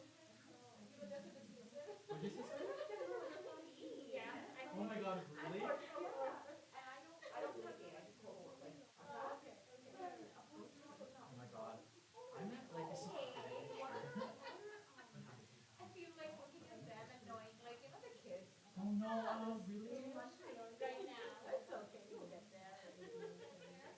No. Are you serious? Probably. Oh my god, that's awful. We do Oh. all the time, but like, I'm Really? gonna. You are gonna laugh about them. And Okay, what do you want us to do now? you guys are free. You can throw them out or do whatever to your heart's content. I'm gonna get you guys more pages though, because you guys are gonna need more. Yeah, if you guys need to, I don't know when you're, I think you guys said that you're all gonna be in the same room again or no? No, we are together. You're together? Okay, if That you was guys, fun. Yeah, I'm so sad we're losing you. We're so sad. That's nice. I'm sorry, I know, I would've wanted you guys obviously in one room. No, But, it's good for people, you know, diversify. Yeah, and then, you know, we get to learn more from each other Exactly. as well. You guys can feel free to take these. These are yours to keep, by the way. And just make sure that you have your, you have a tag, yes. Because this is how you get to the judging rooms and this is how you get around the university. So if you have a little bit of time, I obviously don't know your schedules because I know that I'm trying to people. But if you do have time right now, if you want to take a little break, there's coffee and refreshments in the upper school of business, 45. There's also the present for you there. So just try to get back here as soon as possible when like your time is.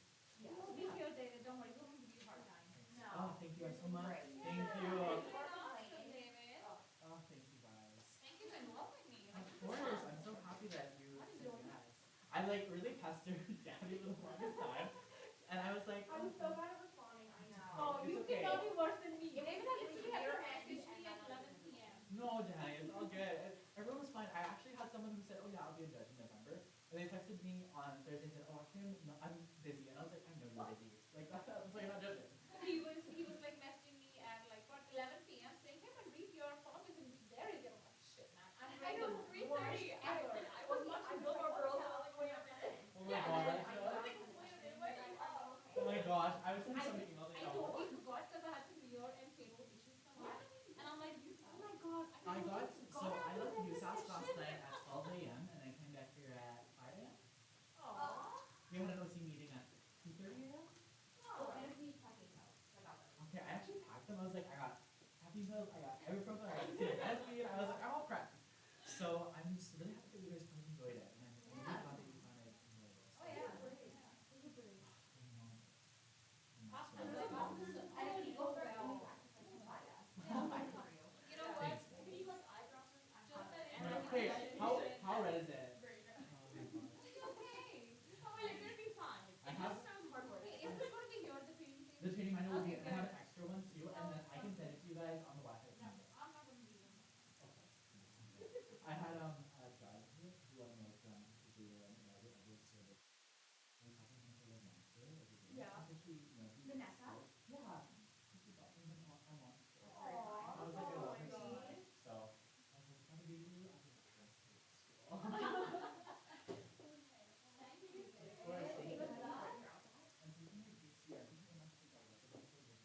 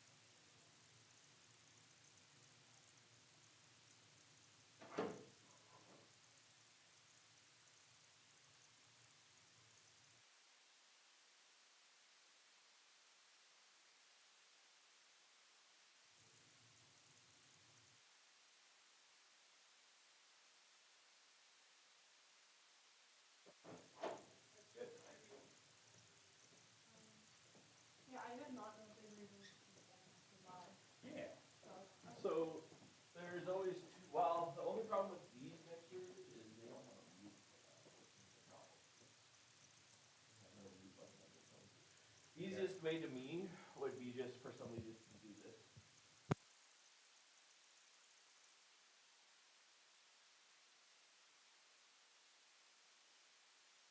Some mixers have a mute, like I know some of them over there have a mute, but if they don't, the only option is to slide switch. And is that easier? I'm assuming that that's less intrusive for when somebody can fix it.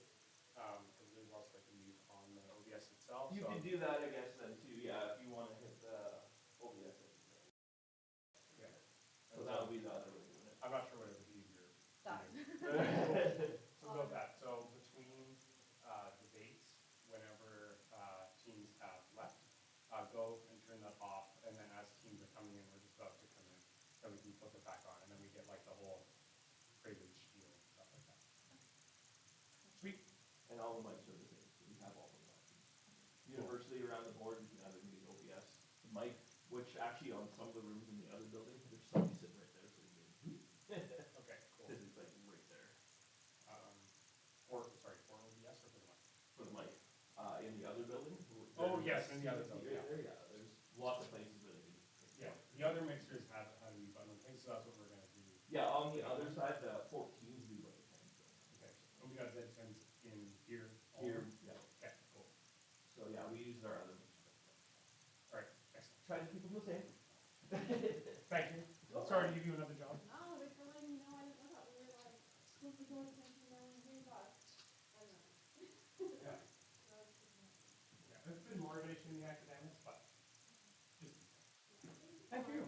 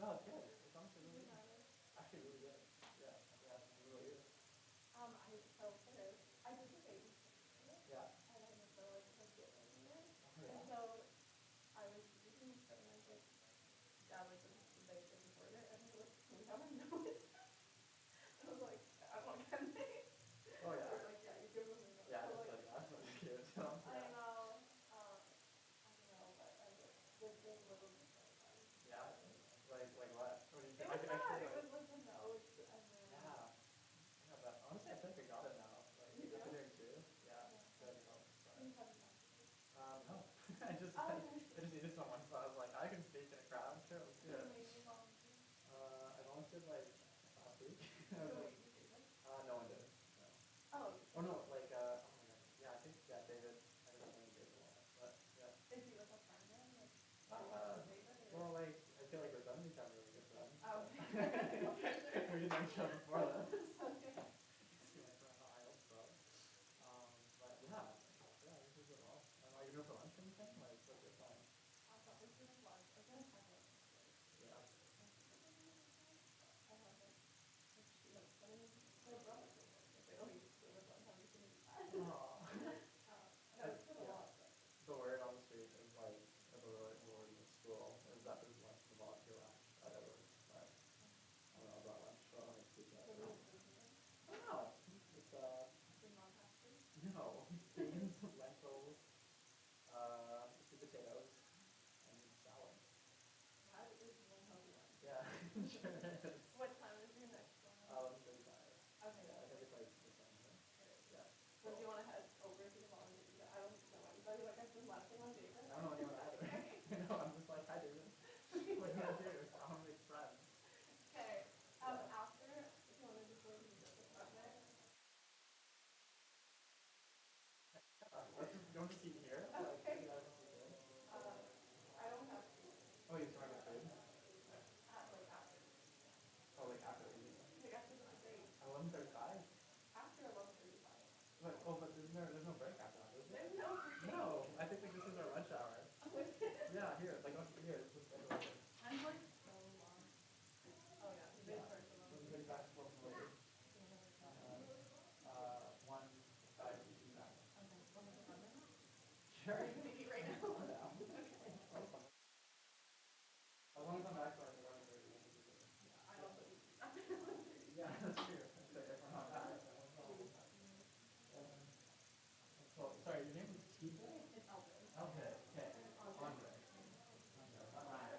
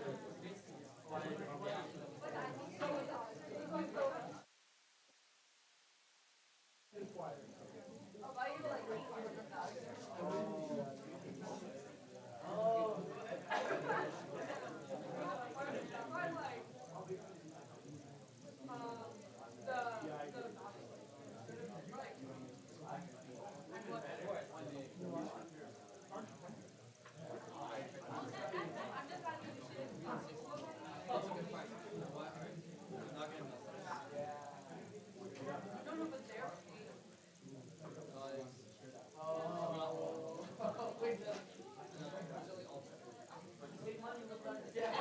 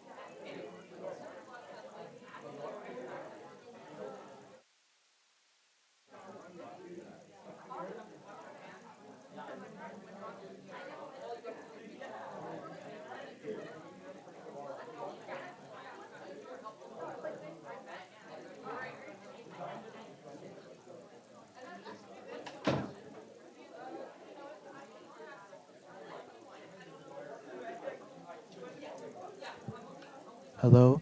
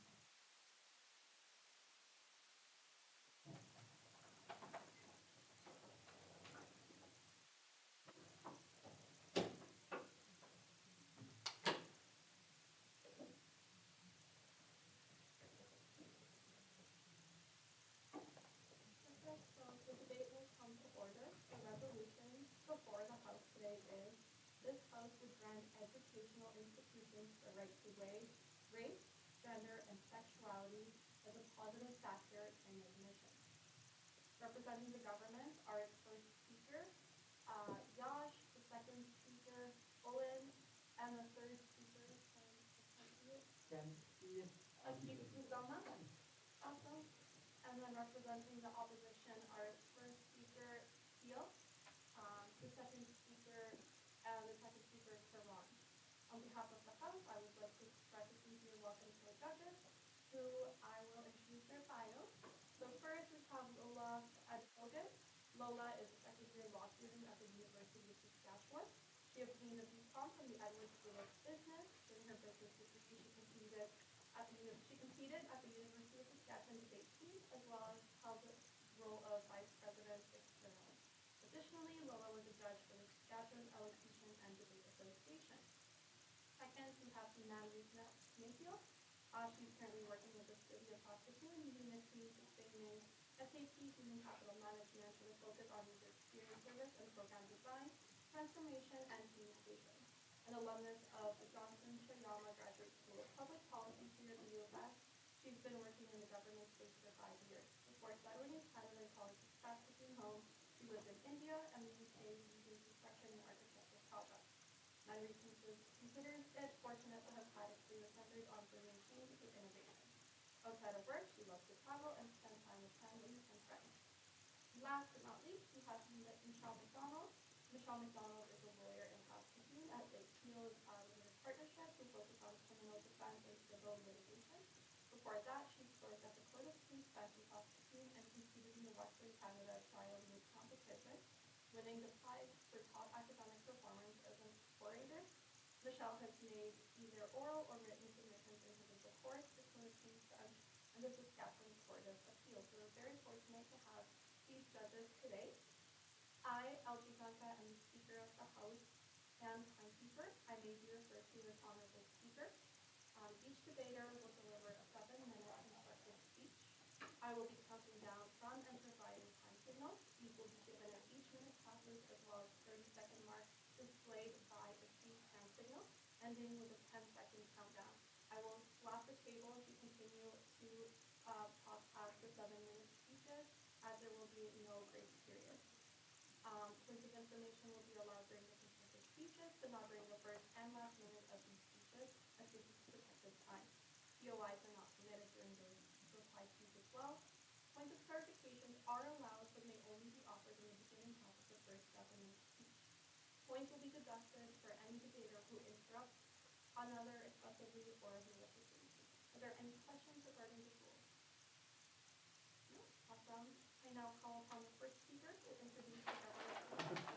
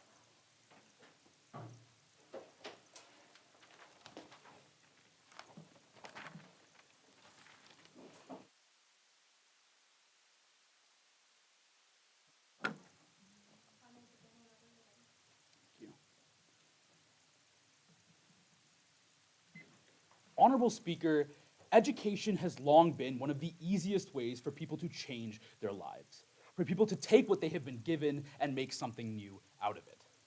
Yet in this country, we have dozens of minority groups who are unable to access this real need. We on Side Government today are proud to present their stories. We on Side Government today are proud to stand for individuals who lack this access to education. And we on Side Government are proud to propose a motion that states this House would grant educational institutions the right to weigh race, gender, and sexuality as a positive factor in admissions. Good afternoon, audience, Honorable Speaker, as well as our worthy opponents. My name is Yashwant Kadireddy, and I am the Prime Minister of today's debate. In my debate today, I will be doing a few things for you. Firstly, I'll be going into some definitions to clarify the motion for everybody, after which I'll go into our model as side government, and finally, I will touch on two of our constructive arguments dealing with how we undo injustice on our side of the House, and furthermore, on how we uplift communities through economic mobilization on our side of the House. But first, some definitions. So we've defined this House, of course, as Canada, and educational institutions as those educational institutions that require admissions. So of course, this could be like primary educational institutions, but we see that this debate will primarily revolve around post-secondary educational institutions. Now, some clarification for everyone. Why is it that the motion specifically focuses on educational institutions and not institutions overall? Well, we see that, as I mentioned in my intro, education has the power to change lives. It gives marginalized groups access to economic mobility, and it is the most accessible way that they can change their fate. Now, to get into our model, we want to also clarify that our motion is not reforming the application process. We're not saying that universities need to go change things. All we're doing is we're giving universities the ability to factor people's background in admissions. Ultimately, the choice of how they accept individuals comes down to the university. So to give you a quick example here, if you're a dean of the university that has a 50-50 sex split with half male and half female, you're probably not going to be changing your admissions process much to accept more females. However, if you're the dean of a university that has only 10% Indigenous applicants, you may change your process to accept more people of that background and give more weight to someone maybe being Indigenous. Now, with all of that out of the way, let's continue with my first constructive argument on how we on side government undo injustice. Before I do so, though, I'll take your POI. So if only 10% of Indigenous people regarding that, do you mean you will make a quota of them having exactly proportionality? Not at all. In fact, I actually want to clarify our model again. We do not say in our model quota anywhere. All we're allowing universities to do is take into account someone's ethnic background, sexual background, any background like that in applications. We're not saying you need to have 5% Indigenous applicants. We're not saying you need to have 15% Indigenous applicants. We're simply shifting that power to universities, giving them the ability to make decisions on a case-by-case basis. As you know, Canada is a very diverse place, and so it's difficult, right, to make blanket statements for all institutions. Now, not right now, to continue with my first argument on how this undoes injustice. So we see in the status quo for years, colonialism has put minority groups at a disadvantage, right? We see in the status quo that there are rules that bar them from advancing in society. For example, many studies have shown that black applicants to jobs that have black names are frequently not called back at the same rate as white applicants with the exact same resumes. So 2 lines of analysis for you on this point, right? Firstly, these people have had systematic injustices put upon them that have not yet been reparated, right? We're working towards reparations like Indigenous reparations in Canada, but realistically, these things have not been seen to fruition. The second piece of analysis is that as minorities go through you go through these systematic barriers when compared with the majority, right? Someone of the majority background does not face the same challenges that someone of the minority does, not at this moment. So what are the impacts of this? What do we see on side government when we pass this motion? Well, we see that we acknowledge injustices and harms and reparate them through good education. We allow these people to access what they desperately need, and that is a way for them to change their lives. We also see that the application system is made more fair because people with these diverse ethnic backgrounds, diverse sexuality backgrounds, go through implicit challenges, right, that other people don't go through. We see people like ethnic minorities feeling alienated throughout their childhood that can turn them off of education. We see that a lot of minority groups don't prioritize education because, frankly, they're dealing with a lot of other struggles that face their communities on a day-by-day basis. So what we see is that all of these things are equalized on our side, and we create a level playing field so these people can truly be brought to the table. So now to get into my second constructive point, dealing with how we uplift communities through economic mobilization on our side of the House. Again, in the status quo, we see that when members of minority communities return to these communities after they have gone through quality education, they tend to make real substantial change in these communities. They come back to teach, build schools, show their communities what life is like when you're able to access these resources. You see this a lot in Indigenous communities where educated members tend to come back and try to foster this same love for education in their home communities. We see that also people within these communities now see representation in the workforce, right? You may come from a community where nobody is in the finance industry, but now you see someone from your community working on Wall Street and you say, wow, maybe that is something that I can do as well. We also see that you can start charities to help the people of your community, bringing those issues to light, because if everyone from the majority are the only people gaining education, gaining a voice, then those issues are going to be pushed off to the side. Whereas if people from the minority are able to gain education, gain that voice, gain the ability to speak up, then they will, truly be able to fight for those who need it. So what do we see again if we pass this motion? Well, we contribute to the natural progress of these communities, allowing them to finally have a seat at the table and finally change their fate for the better. Now, what have I told you in my debate today? Well, I've explained to you how we on side government truly stand for those who deserve education. I've explained to you how we on side government truly stand for those who deserve the right to change their lives for the better. I've explained to you how we undo injustice caused by year-long colonialism. I've explained to you how we uplift communities through economic mobilization, and I'm very proud to propose this motion as we truly stand for these individuals. Thank you very much.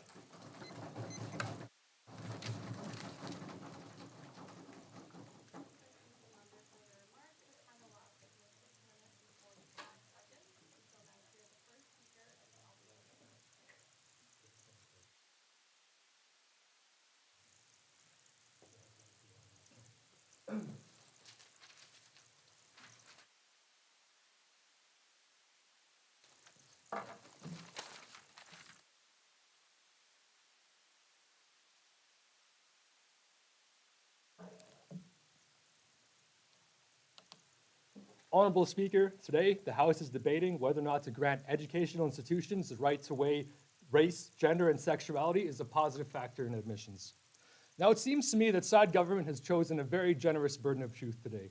They rely on sentiments that are sure to elicit feel-good responses. They appeal to values of diversity, inclusion, things like that, social justice, which it's very low-hanging fruit, seems from my opposition. But we'll take them at their best. We'll play ball with them. In fact, I'll go up to you here right now and say, we don't disagree with those principles at all. We inside opposition also value diversity. We inside opposition also value inclusion and repairing the harms of colonialism. Before I get to my construction, I'm going to begin with some refutation. I'm going to clash with a few things. So number one, the first thing the Prime Minister said was that many minority groups are unrepresented. Honorable Speaker, honorable judges, members of the audience, I want you to look around this room. Look at the incredible diversity in both gender and ethnic groups represented here. When I look in my own classrooms in my institution, I am astounded at the level of diversity we are seeing in universities, for example. And in fact, Statistics Canada released a study in 2018 saying that 58% of all undergrads in Canada are women. So this idea that they're trying to get along, that many minority groups are not represented, might be true for a very small portion of cases, but by and large, universities nowadays are filled with incredible diversity. Most undergraduates are women, right? There's an incredible influx of international students, things like that. Why is this the case? It's because Canada already values diversity. In fact, it's a national policy. Multiculturalism, for example. So they're trying to side government is trying to paint themselves as the saviors of making something, of flipping the switch and turning it the direction. The direction is already taking place with where they're going. So the second point of clash is their value of, in terms of education changing the world. So, yes, we value education. We're all students here, for sure. But let's not get carried away and turn education as a means of creating worldwide change that they claim to do so. Okay? The idea, it's interesting that they point out being against anti-colonialism, where the idea of a university itself and making that as a standard for social mobility is inherently a colonial construct in and of itself. You don't need to be admitted to a higher institution to make positive changes in the world. I come from a third world country. In fact, I come from the Philippines, where my mom's side of the family came from the slums. And they've managed to not do only well for themselves, but become community leaders when my grandma only has a 6th grade education. But you seem to disagree. There's so much diversity all around us, and why still the Indigenous representation so low in almost every Canadian university? Excellent question, and it's a question that we should grapple with. But what they're implying with that question and with their speech is because of some discrepancy in the selection process, is really this idea of Indigenous underrepresentation in university really the fault of the university selection process, when every university in Canada has a fast-growing Indigenous studies department and has governance goals to increase representation, things like that. It's a policy in almost every university in Canada to already have Indigenous representation. So if it's something they're already welcoming, maybe we need to go at it from a different angle. Maybe there's something beyond university, beyond this one segment of society, that is influencing Indigenous people's ability to desire, value higher education.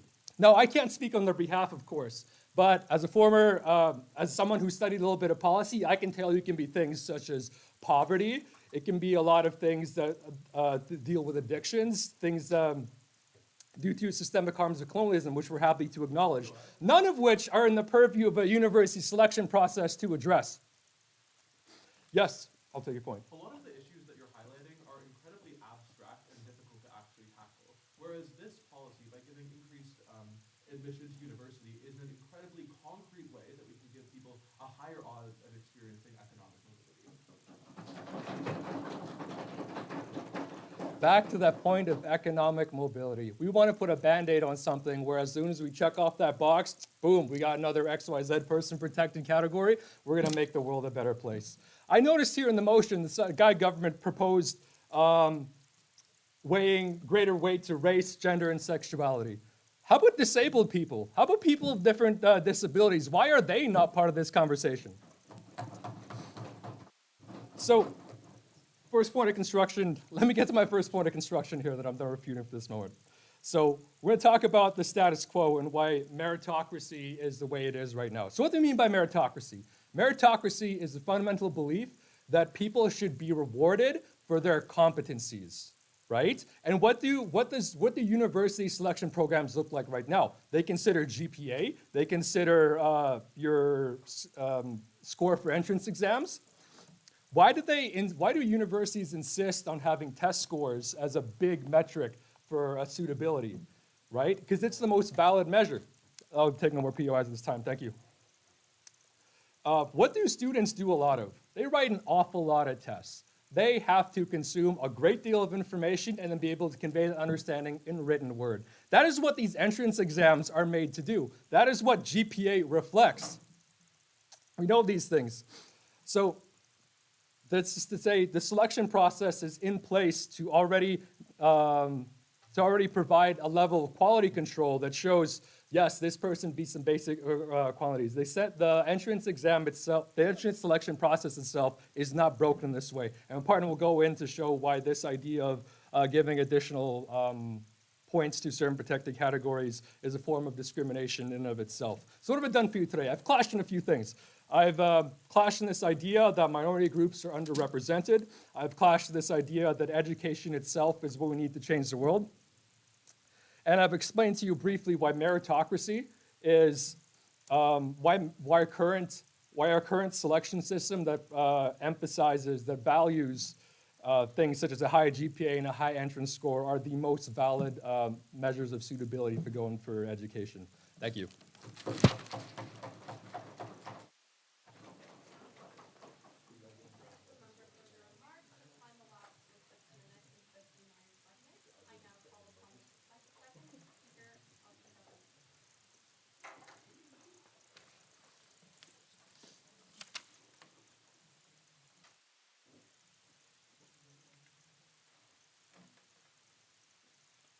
Regardless of the demographic makeup of this particular room, it is an empirical reality that many minority groups are underrepresented in Canadian universities. There's essentially two explanations for why this could be the case. One is the explanation that opposition embraces, where these people are just inherently less deserving, they worked harder, they're less smarter. This is an incredibly dangerous and discriminatory ideology to take on as an explanation of our world. I think, and actually as they concede in many parts of their speech, that the more likely explanation is that there are systemic barriers in place under the status quo that prevent people from achieving on the same level. Therefore, it is incredibly morally just that we adjust our system to accommodate for some of those invisible challenges that people may be facing, and therefore give minority groups an edge up in the college admissions process. Hello, my name is Olin Becker, so proud to be standing on side proposition, second speaker, for this debate. I'm gonna do a couple things. Firstly, I'm gonna reconstruct all of the content that we heard out of my partner, then I'm gonna engage with the honorable member across the table, and then I'm going to get into our third argument about how this increases diversity within universities and how that has like positive societal externalities. Okay, let's get into some rebuilding then. First argument is that many minority groups are unrepresented in universities. They tackle this in two ways. Firstly, they say, look around the room, there is diversity in this room. I mean, I think anyone can explain why looking at one particular room does not like map onto our entire society. The second approach that they take onto this is highlighting one specific demographic group, and that is women, which are roughly equally represented within our educational system. The issue with this is that, as Yash frames from the very top of this speech, the reason why we're giving universities the discretion to decide how they're gonna enact this policy is because if you're a university that already has an equal balance of males and females, then you already have proven that you have a proven past track record of just organically being equitable on that particular axis, right? However, that university with 50% men and 50% women might have like 0% indigenous people. So they would enact that policy in that particular way and gave a greater positive weight to applicants of backgrounds that they do not already have representation of. So I think that this analysis that they gave is pretty much irrelevant. Second argument is about how this allows for greater economic mobility. Again, a couple of pretty uncharitable ways that they engage with this. One is just pointing out my fellow speaker's personal life story. The argument here is that it's not that it is impossible for people who are minorities to ever be successful. I think obviously that is patently incorrect. But again, that there are systemic barriers that mean that on a population level, on average, they are less likely to be successful if you're from a community that has less access to like quality education, less access to quality infrastructure, all of those kinds of things. And so I think that they have to actually engage on the systemic barriers that exist if they want to take down this argument. I think everything that we heard out of my partner's speech still stands. A couple pieces of extraneous response that they gave, and I want to respond to quickly then. One, again, we point out that there is an empirical lack of representation. They say, okay, well, that's not the fault of the university, so why are we bringing them into this? It's not a question of whose fault it is. It is a question of how can we fix this? Because a lot of the things that they talk about, again, things like addiction, things like poor infrastructure, like there are many, many, many, many different ways that you could tackle this, and we can sit around all day debating what the best way to fix those particular problems is. However, we know that education is basically a veto to a better life. And so acknowledging that this problem exists under the status quo, we need some form of solution in order to accomplish this, and I think education is likely to be a particularly effective one. Finally, the point on how why disabilities are not included in this motion, I don't know, that's just the wording of the motion that we were given. I think that if you acknowledge that people with disabilities rather, should be included in this motion, then you have to agree with all of our logic about how these people have implicit invisible challenges in their life that we need to accommodate for in the university admissions process. So I think that they're actually feeding into our rhetoric here. Final thing that I want to engage on is their argument about meritocracy then. Because as I engage in my introduction, I think that this argument about meritocracy is incredibly dangerous, because if you just look at how the status quo exists, it would appear as if minorities are just working less hard and all of those dangerous pieces of rhetoric that we don't want to hear within our society, right? Because I think, again, you need to look at things on a macro scale, on a systemic level. You need to look at all of the things that go into whether or not somebody is choosing to prioritize education. If you're from a family that was historically denied access to education, you're not going to have the familial infrastructure on average, again, to really see the value in education and really prioritize that in the same way that somebody from a highly educated family might. So again, it's all of these implicit variables that go into determining whether or not somebody is going to prioritize education. Therefore, we have to adjust the system to accommodate them. Third constructive argument out of side proposition then. Why does this lead to universities becoming more interconnected between social groups, and how that has a positive, beneficial, or positive externality for our society in terms of increasing empathy between different groups? If you go to a socially homogenous educational institution, for example, one that is 90% white, then you're going to have very limited contact with people of other groups, right? So what the consequence of that is that you don't have a reference point to humanize these people, to interact with them, to make friends with them, all of these kinds of things. I'm going to continue talking about how this leads to bad things, but first I'm going to take the POI. Are there any universities in Canada that are truly 90% white?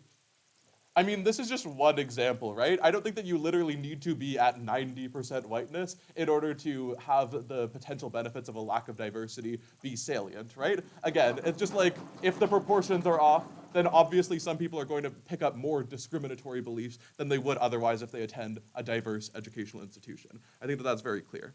I think that this is especially salient, though, in universities, because when you're in university, protected time, that is often the time where you are entrenching your beliefs and your worldview, right? That is the time where you are becoming an adult and where you are viewing the world from an adult lens for the first time, and you're picking basically the worldview that you want to operate under for the rest of your adult life. Therefore, if harmful discriminatory views are entrenched at this time, it's likely that you're going to grow up to be somebody who is like very societally damaging. What do you then get on our side of the house where you get an increase in diversity? I think that you get more intergroup contact. This is incredibly beneficial because, as I already argued, that leads to more empathy. If you go into university and you hold a negative stereotype about a certain minority group, if you go to a diverse university, you're going to be able to make friends with people of that minority group and realize, wow, all these thoughts that I had about them that were really bad were actually wrong, right? I think that this impacts not only universities, but society as a whole, as we're able to raise a generation of people that are more socially aware, more empathetic, and we can have a more harmonious society. For all of these reasons, super proud to stand on proposition.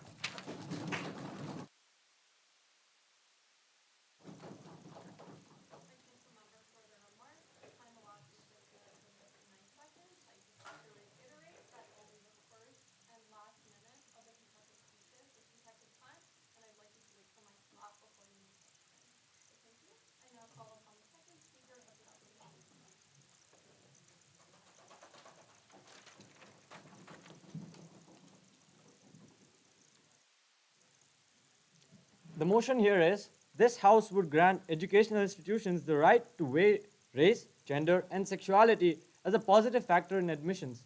Now, this motion is promoting diversity. Now, I'd like to get into a few refutations before I get into my constructive. My first refutation is on their heartwarming example of how beautifully the people come from different communities and they represent their communities, and then these communities are inspired. Now, the status quo is that we don't have any of these grants, which I quote, side government has not anywhere specified how these grants will be implemented, what is their course of action in implementing these grants, or what these grants will be. That let aside, the status quo is that we don't have any grant system in place, but still people from these communities are coming forward and are inspiring their communities. Now, how is that happening?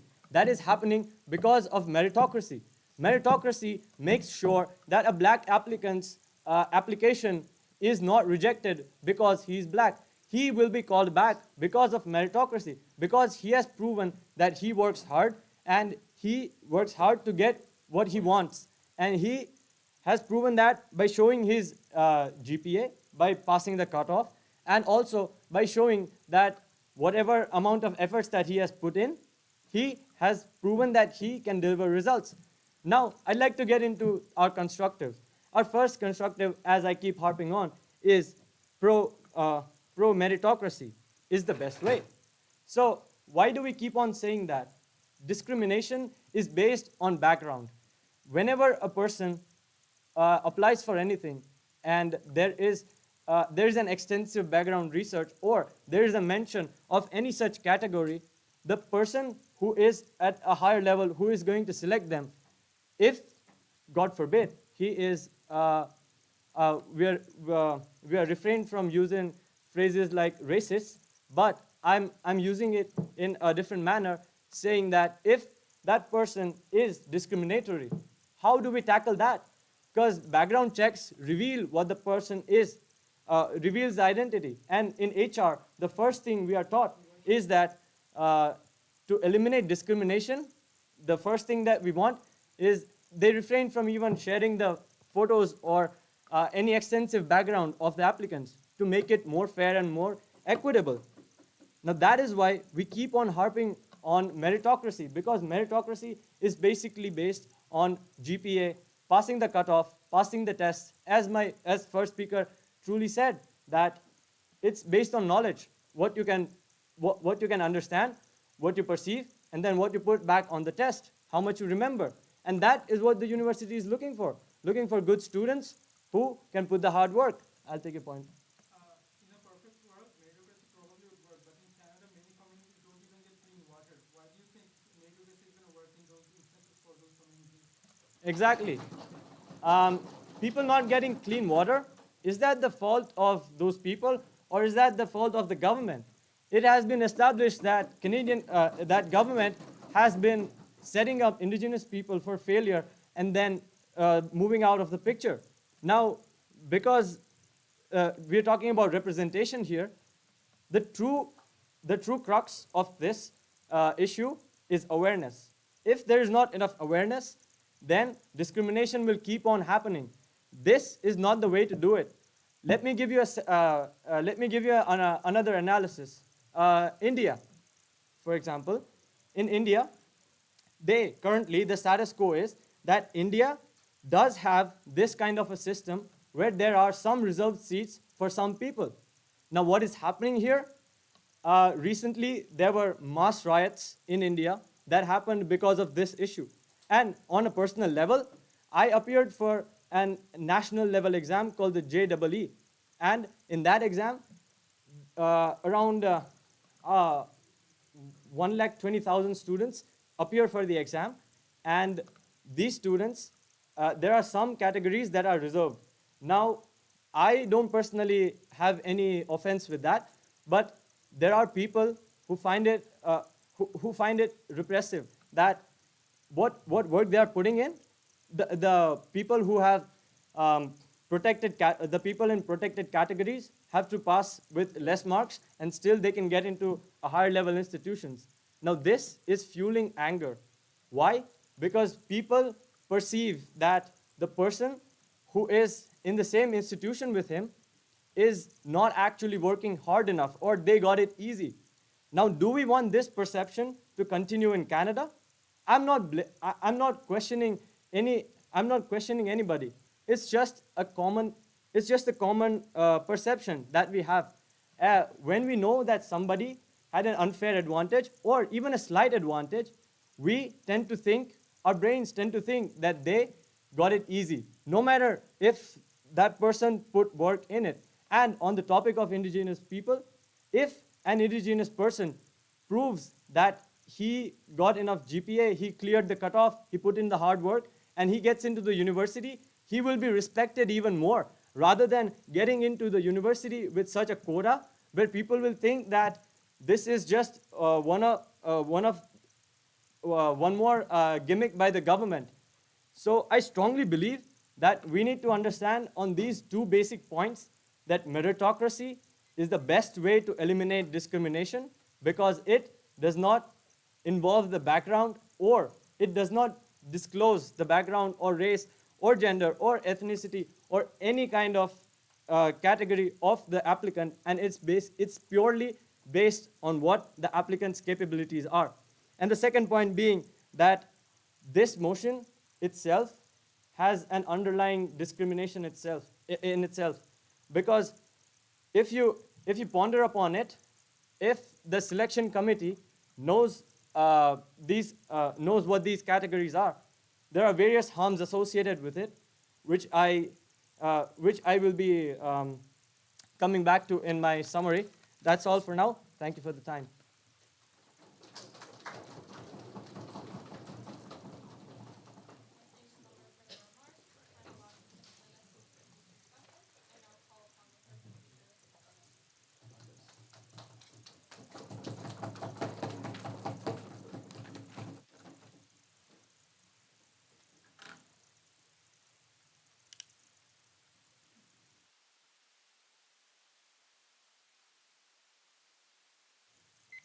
Today in my speech, I'll be telling you stories of hundreds and thousands of indigenous people who have suffered because of government inaction and also due to inaction of universities.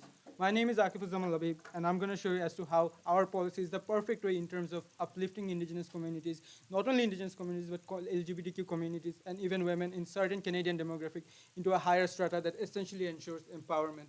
But before that, few pieces of rebuttals. Firstly, let's engage with the Indian example. I'm also from India. Understand Indian geography does not essentially correlate with Canada. First of all, we were the ones who got colonized, we're not colonizers. So I think there's lots of differences in terms of how reparation is essentially approached in India. I don't think there's any connection to that whatsoever. But secondarily, let's move on to the real chunks of refutation. Firstly, their biggest claim is, look, if a minority student does not get into a university, it's probably the government's fault and not the university's fault. Sure, understand most Canadian universities stand on unceded territory of indigenous lands, right? That essentially means university does have something to do in terms of minorities getting behind. But even if we assume universities don't have absolutely anything to do, even after standing on unceded territories, with like lack of minority progression, even in those instances, we want to undo the wrongs of government. We acknowledge, yes, government is one of the key factors why many indigenous people, even people from LGBTQ communities, are lacking behind. And the only way you can reparate them is when you undo these government inactions, when you undo these government actions by means of a certain policy. And our policy perfectly works in that instance in the way that it ensures post-secondary education that can essentially give you hundreds of skills, hundreds of transferable skills that you can use to either uplift yourself or your community. And once you have done that, you can go back to your community and give them back. I think this is the perfect way to undo all the government inactions that they have been talking about. Yes, we acknowledge that government may have failed, but you cannot just simply stand silent for it, right? You have to act, and we think we act perfectly. To that, their response is, look, why do we not do it for disabled people? First of all, two responses to that. Number one, disability is not because of colonialism or slavery, but secondarily, there is already enough actions done for disability, people with disability, like there's disabled parking. In every university, there's literally separate associations that help with people with disability to give separate exams, separate textbooks, Braille textbooks, whatnot. Same level of things do not exist for LGBTQ community. Same level of things do not exist for indigenous communities. We think that is the point in time more actions needed to be taken, and our policy does so. Last piece of rebuttal before moving on to clashes.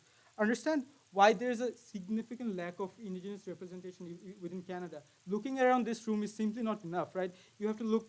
If you look at the average of entire population, number one, you will see a lot of lackings in several things. Their only concern is there 90% white population? Probably not, but there's also not 50% LGBTQ population either. There's probably not 30% indigenous population either in almost every university. If that's the case, that means action needs to be taken. And the fundamental reason this happens is because of government inaction and also because of not taking any actions by the universities. Understand, this segregated communities were segregated by means of colonialization, but on a secondary level because of systematic infrastructures like the schools that existed for minority, like indigenous children back in the 1800s or 1900s. Those schools are systematic barriers that essentially put them in a place or a position right now where they have to go through poverty, where they have to go through lack of clean water. And these are things that needs to be undone, and they show absolutely no alternative whatsoever as to how they make the place better for those students. If this is the case, we think our policy or our argument still stands. Before moving on to clash, PY. Is just looking around this room enough to judge whether or not there's enough representation or not? I clearly said no. Moving on to clashes. First clashes, do we create an equitable position for these indigenous communities or not? First of all, understand the point in time when you essentially acknowledge the fact that there is a difference in terms of minorities getting equitable access to education, there is a point in time you know there is a need for a change. And the point in time when you give them some priority in terms of their race or gender or sexuality, I think that's a perfect way to do so. Now, we do acknowledge this is not a determining factor. This is just a positive factor. There's a difference between determining factor and positive factor. It's just like the SATs. Having a good SAT score does not mean you'll automatically get into a good university, but it also does mean you'll get maybe some degrees of advantage. I think that's how this thing essentially works, right? But furthermore, their second speaker tried to talk about some grants. I don't know what they were referring to because clearly we are not offering any grants or whatsoever under our status. Rather, it's just a simply positive factor in terms of admission. Now, moving on to as to how it essentially, on a contention level, helps with people. First contention as to how it's, in principle, there needs to be a reparation. Understand these minority groups have gone through significant years of trauma and segregation. And even if everything we say is false, in principle, they deserve some degrees of reparation, some degrees of reciprocity from the government and from those universities. So even if everything we say is false, understand, in principle, you cannot deny the fact that these people need an equal playing field. And the only way you can make that equal playing field is when you grant them some advantages within the university admission process. Because for a Musqueam child, getting the same degree of skills as compared to a white child, it's absolutely impossible to do so because of the systematic barriers, because of the university admission fees and whatnot. Given all this exists, they give you absolutely no alternative as to how they create an equal playing field. That means the first clash easily goes on our side. But second on to as to why an equitable playing field is better done in our side. So in our side, what we vouch for is not equality, rather equity. And the way we essentially approach this is, look, there are certain minority groups who are literally at a disadvantageous position. For them, even applying to university or even giving the SAT exam is a very big deal. That $100 of SAT registration fee is a very big deal. For those people, the only way you can give them some advantages is by creating a change. And the change we're talking here is about giving them some advantages within university admissions based on their race, or race, gender, or sexuality. And I think that is a point of view, essentially create an equitable field where they can now go head-to-head with their white counterparts, but on a secondary level, they can grow up to be someone big. And this essentially creates inspiration, this essentially creates idols. And these idols and inspirations are very much needed for their community. For a black child, seeing a black idol becoming a CEO of a very big company, let's say Netflix, it's a very big deal. Same for me, when I see a Bangladeshi CEO essentially running Netflix, that's a very big deal for me, and that inspires me. We think in our side, we vouch for inspiration. In our side, we vouch for the equitable playing field. Proud to propose.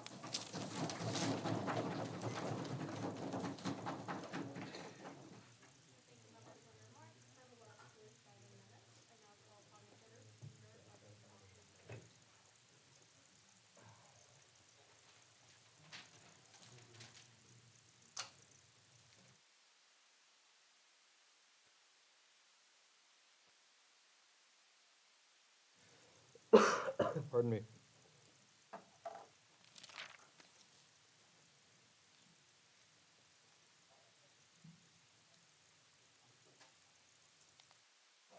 Today, side government had the burden of proof to show that granting educational institutions the right to weigh certain categories, such as race, gender, and sexuality, is what's going to send reparations and support social justice goals.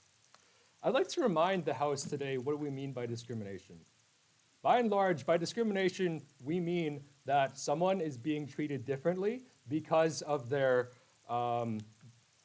perceived association to these categories of race, gender, and sexuality. And treating those people differently is not what we want. But yet side government comes up here and tells us actually treating people differently is exactly what we want. Now, hold on.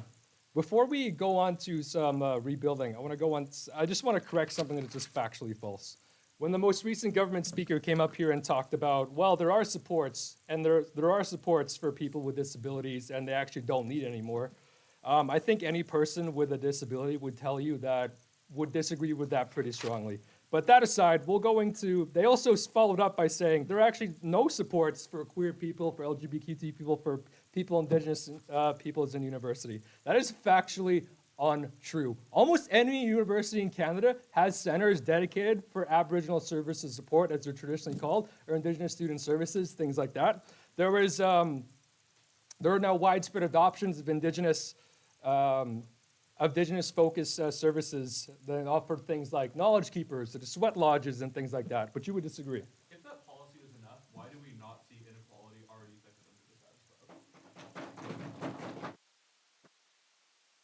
We are seeing that inequality is not fixed under the status quo because side government keeps deferring its responsibility for massive social change by focusing on tiny aspects. So they talk about discretion, they talk about systemic barriers, but then they also, again, they choose a very easy burden. They say, no, we're just gonna give university admissions people the discretion to do the right thing. The discretion to do the thing. Well, I'm asking the House today, why wouldn't you just mandate certain groups? Wouldn't that not make the most sense if certain populations made up 10% of the population, that you'd have an express goal of recruiting, at least not necessarily even just selecting, but just recruiting 10% of applicants from that particular goal? No, instead they decided to focus on the selection process. The selection process, which again, that chooses to that chooses to treat people differently on the basis of race, gender, and sexuality. If what we want is more people getting into university, why doesn't the government fund more private tutors? Why tax credits for things like that? Why doesn't the government offer more after-school programs? Why doesn't the government offer so many more other services that will address the systemic barriers that stop them? They go on and on about systemic barriers. Yeah. Why doesn't the government do something about those systemic barriers?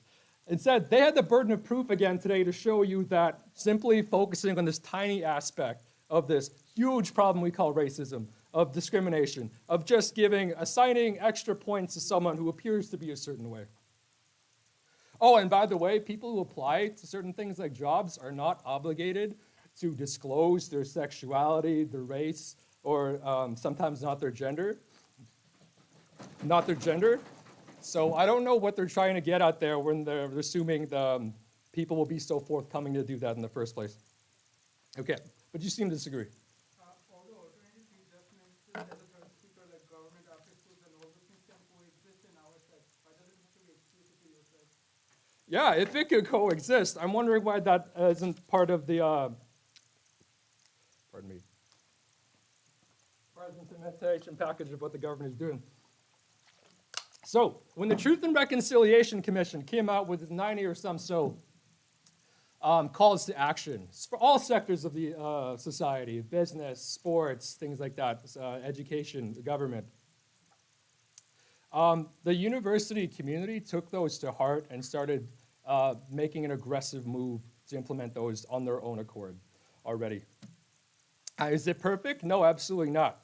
But again, let's bring this back to what's actually at hand so we're not getting distracted here. They're talking about the selection process. They're talking about when we have candidates, interesting, talented, intelligent people such as yourselves, when they're when they're valuing certain things, GPA, they're valuing their entrance exam scores, maybe reference letters, other things that speak to their good character.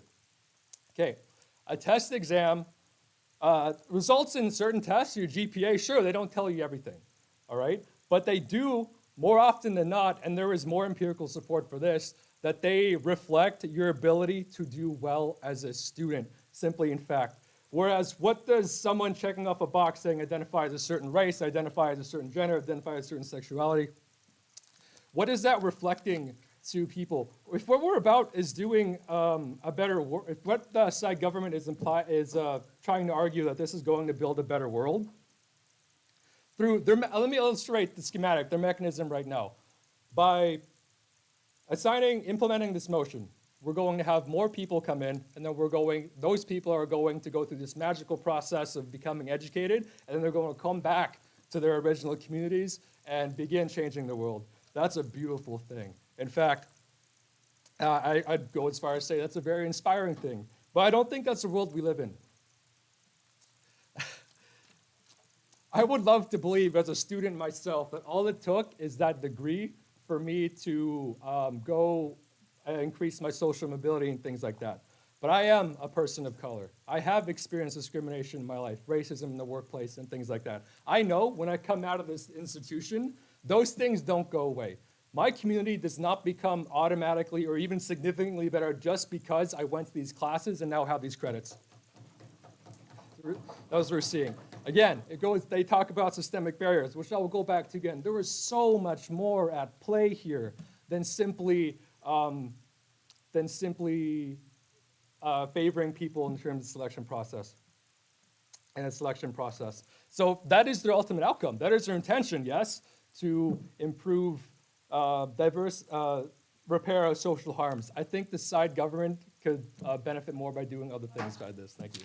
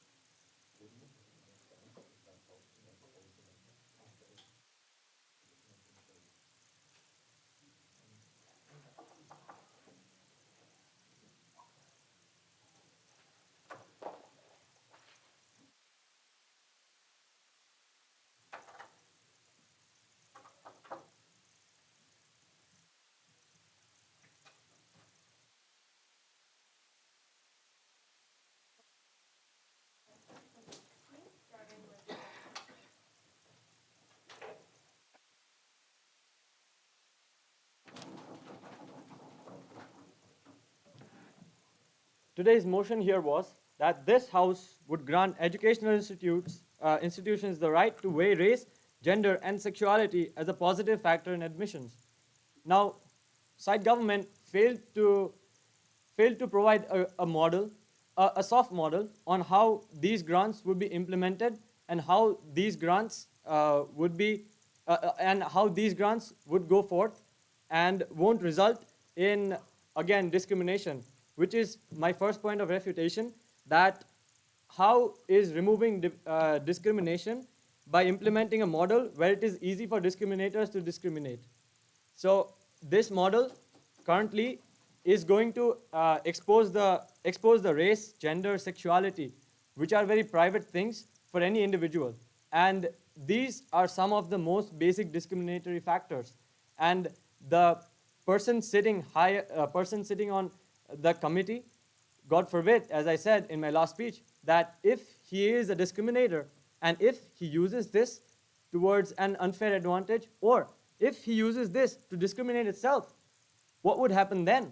How are we going to tackle that? Because the current system of meritocracy completely hides this thing and focuses on the competency of the applicant. The second point of refutation, the second point of refutation overall we have is that here we're focusing on just the university, and it's not even a guarantee that these people from the minority communities will get a position in the universities, because this is a grant, and grants are not always given to all people. Grants are received by only a handful of people, and we need more representation from the community. And how does that happen? That happens with awareness, because this will ensure that this may ensure that they get into the university, but this won't ensure that they will be safe in the workplace or outside of the university. So what we want is that the current status quo is not discriminatory at all. As we kept on harping at the point of meritocracy being promoting equity at its best, because meritocracy is all about how hard does a person work to achieve what he wants. And that is what we want to see in university or in any field you go. And the second point that I wanted to get to in my speech was that this motion will force us, not force us, but this will compel us to make a perception about a person who got through these kind of quotas thinking that he made it easy. But we don't know the reality. We don't know the reality behind this. And that is the biggest reason that we don't want this motion to pass today, because this motion itself is in a way promoting discrimination by revealing such personal things about these applicants that they don't want to disclose probably. And if they get an advantage, even a slight advantage, their competence is questioned in university, and that is a big no-no on side opposition. That's why we keep harping on the point that this House would not rule in the favor of granting educational institutions to write the weight on race, gender, and sexuality as a positive factor in admissions. Thank you.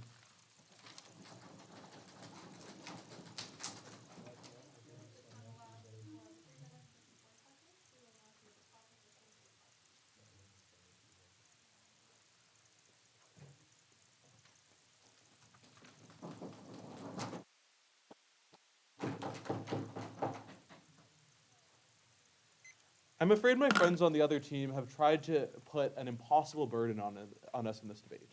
In one of their speeches, they claimed that our society is meritocratic and that it is perfectly equitable. And then in the very next speech, they claim that this policy is problematic because it's not fixing literally every single manifestation of discrimination in our society. These two ideas cannot coexist. But similarly, they highlight certain policies that are not included in the particular reading of this motion, or particular groups that are not included in the reading of this motion. However, that doesn't contest the overall logic of our side. And that logic is that we support undoing undue barriers against people who have been discriminated against both in the past and in the present. That is exactly what we stand on for side proposition in this debate, not grants. We support granting a right to universities to make a certain type of judgment, to be abundantly clear. A couple of questions in this speech then. Firstly, is meritocracy enough? Secondly, how does this alter the perception of minorities? Thirdly, on reparations and creating a more equitable society. Okay, firstly, is meritocracy enough? I want to engage on this very quickly because I think that up and down our entire bench, we have been very successful in challenging this notion that the status quo is meritocratic. For example, in the third speech on the side opposition team, where they highlight many different ways that our society is inequitable and many different policies that are aimed at targeting societal inequity, that is literally like an implicit admission that our society is inequitable, right? So I don't think that if the framework of meritocracy works perfectly, that they can explain how under the status quo there is so much discrimination within our society, right? So I think that that framework just falls out of the round. Secondly, and I think really more onto the meat of their case, how does this alter the perception of minorities? Okay, they have this idea that if this policy passes, minorities are going to be viewed as less capable and that they only got their way into university because of this policy. A couple of responses to this. Firstly, people with discriminatory attitudes are always going to look for evidence and find some sort of narrative that reinforces their discriminatory attitudes. If you are somebody who already holds a racist sentiment in your heart, sure, this policy may give you one particular narrative to express that, but without it, I'm unclear how these people just reform and are no longer have any sort of fuel to fuel their racist beliefs anymore, right? They also talk a lot about this idea of discrimination from a couple different angles. Firstly, they point out that in job applications, we don't show people's race and gender because that's uncomfortable and because it could lead to discrimination. Again, a couple of responses here. Firstly, I think it's really realistic that on this university application, there would be a do not disclose option like any other application that we fill out where you are asked for your race. So I don't think that uncomfort is a problem. But this whole idea of discrimination, the reason why discrimination is wrong is based on the context, right? If you live in a society where you are an underprivileged group and you are being systematically denied jobs, for example, that discrimination is wrong. Discrimination is not just treating people differently. If I was bleeding to death and Yash was perfectly fine, it would make no sense to equally distribute medical resources because we have different needs. I think anyone can explain to you that there's a difference between equity and equality. Okay, finally, I want to talk about the proposition case because I think that really it didn't ever get charitable engagement from the opposition team, and I think that we very clearly win this debate. Firstly is this idea of reparations for past injustice, that people of all sorts of different backgrounds, whether you're indigenous, whether you're LGBTQ, whether you're black, have gone through extreme systematic challenges within Canada, and that we have a duty to undo those harms, right? Secondly, we talk about this idea of economic mobility, and the idea that universities are just empirically known to be something that amplifies people's chances of going up the economic rungs, right? Even if they highlight there are other ways to do this, sure, in principle we would support this policy. However, in this debate we've highlighted an incredibly specific problem. We've shown you a solution that is incredibly well studied to fix this problem, and therefore I think that side proposition clearly wins this debate. Thank you.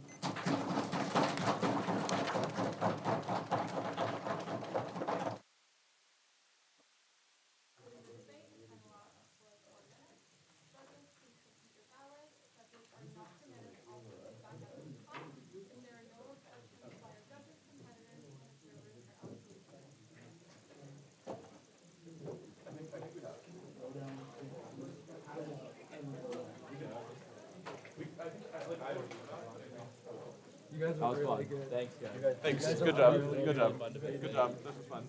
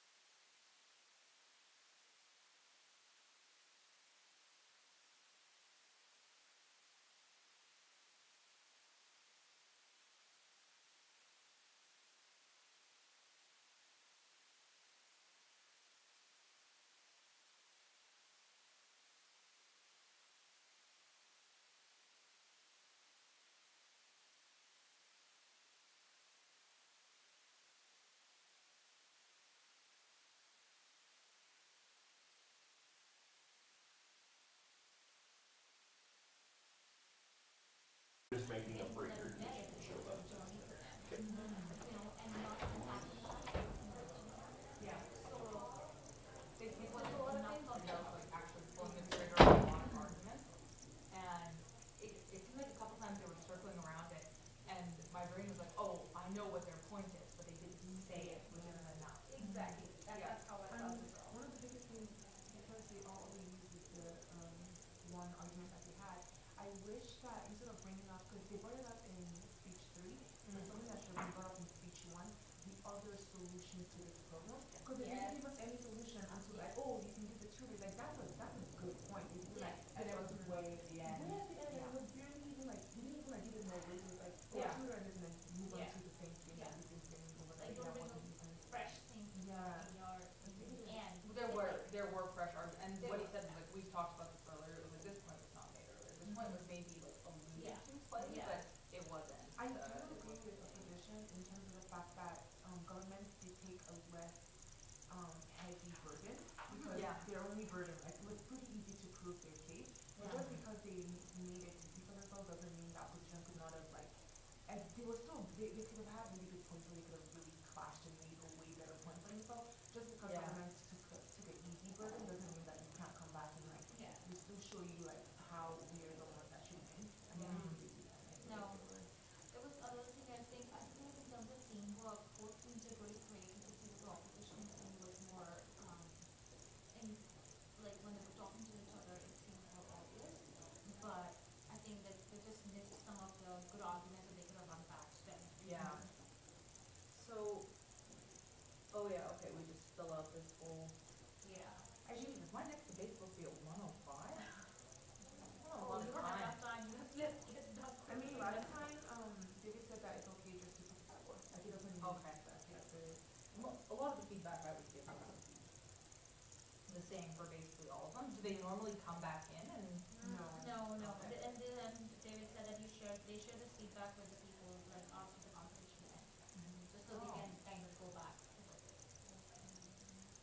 They were really good speakers though, compared Oh, to my 100%. first debate. Yeah. They Oh, were just yeah. a little more captivating and, like, a little bit, like, opposition didn't have that much depth, but it just, like, it seems that, I feel like, Keel, had a lot of good points and good ways to respond to them, but he just wasn't organized. I feel like the position Yeah. was just going streamlined, just saying exactly what needs to be done, but he would, like, say a good point, then move on to something else that wasn't good, then go back and Well said, yeah. Yeah, it wasn't well I felt like they organized. were more organized and then like even the last reply, like I like how he kind of connected it to what the other speaker had said already. Yeah. And there was more structure to that response than theirs. Well, even with the POIs, like there were a lot that were left hanging, and like Jill spent too long responding. Yes. She didn't have, like, a minute to do Yeah. constructive, I forgot about that. Yeah, no, there seems to be a lot of time where they just sort of start talking and then keep going instead of being like, I need to answer this in a single sentence and then move on. Yeah. Which, I mean, in 7 minutes, Yeah. that's a very tough time crunch, but Opposition did it well. yeah, Like, I would agree. Yeah. I do give out.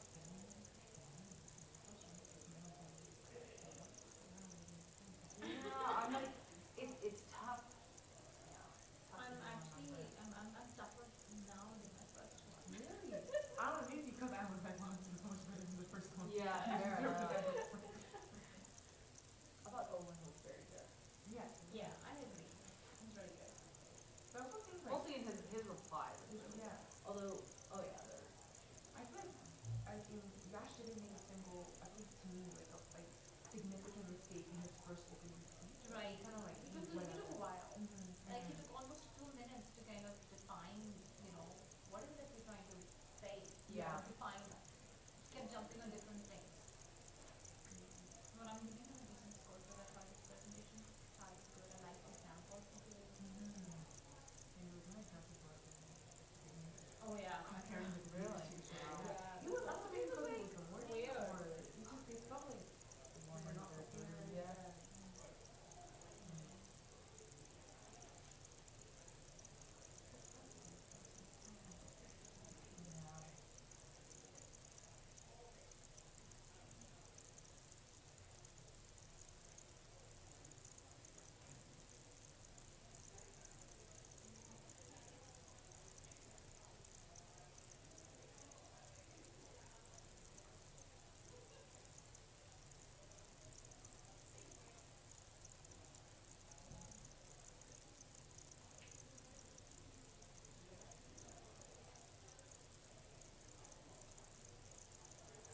There was also Karan before that talking about grants, which wasn't really part of the.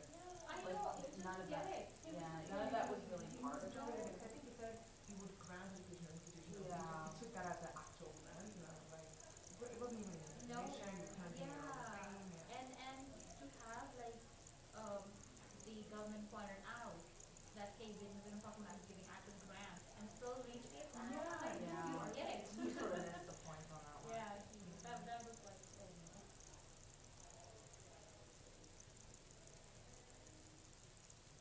He also didn't really take the POI. No. And didn't like wave him down and be like, nope, not right now, but just sort of left him standing. Yeah. Yeah.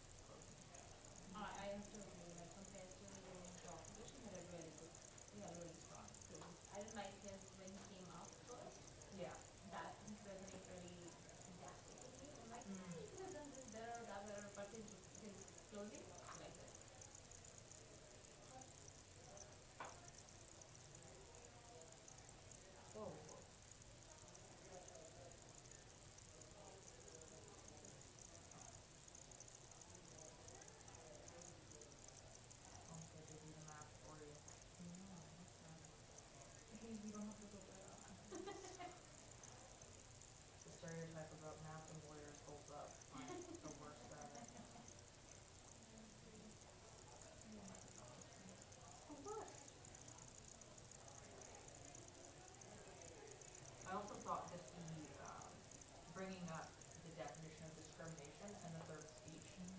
That was a little bit late to start talking about like what we mean by discrimination and like what were actually the parameters of what's being argued. He also rebutted some of the weakest points first instead of diving into the core stuff. He was refuting like the little piecemeal arguments that could have been left to fail on the ground. Spent way too much time putting on them. And I think that made him nervous. Yeah.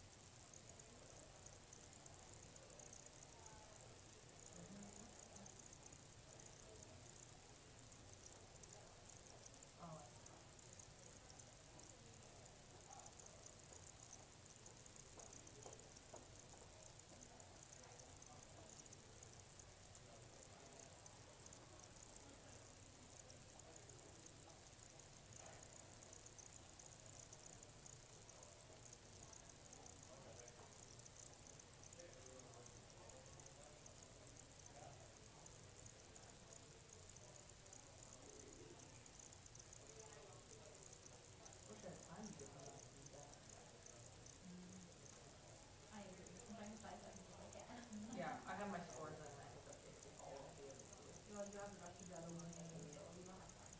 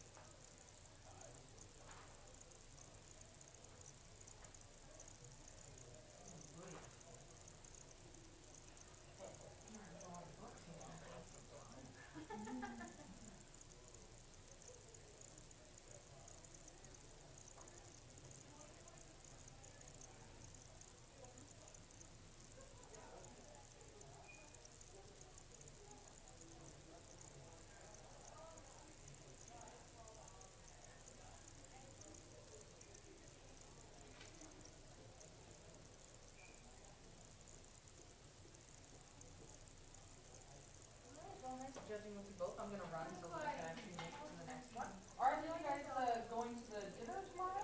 I will not be coming though. I have another engagement so I can't come. But Oh, bummer. I'm sure you guys will have fun. So Yeah. nice meeting you. Yeah, nice meeting you as well. And See you tomorrow, I guess. absolutely, I'll be around. The judges are sitting at the same table, or do you know? I would assume so. Like, I think that would make sense because I don't really, obviously, I don't know any of the students.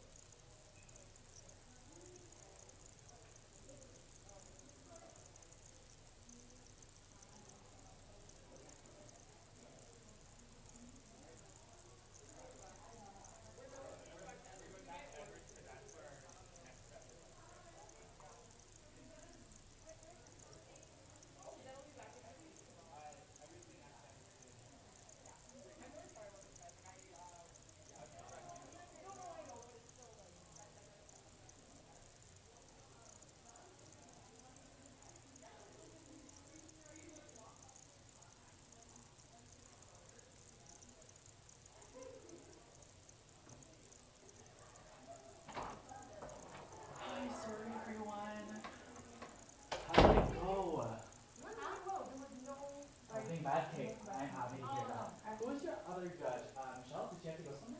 She has the next one in modified, so she just takes scores and complete the rest So of that. which one did she have in? I don't remember.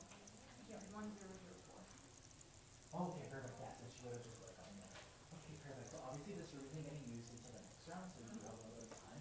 But I'm guessing you'll be definitely get that. I am. I have to rush like in 5 minutes. Oh my gosh. Wait, do you want me to take this or leave it here? You'll be back, so just bring it with you. Just Okay. use a mirror burner. Alrighty. I'll see you tomorrow then. I'll see you tomorrow, and thank you again for judging me. Yeah, absolutely. There's scores.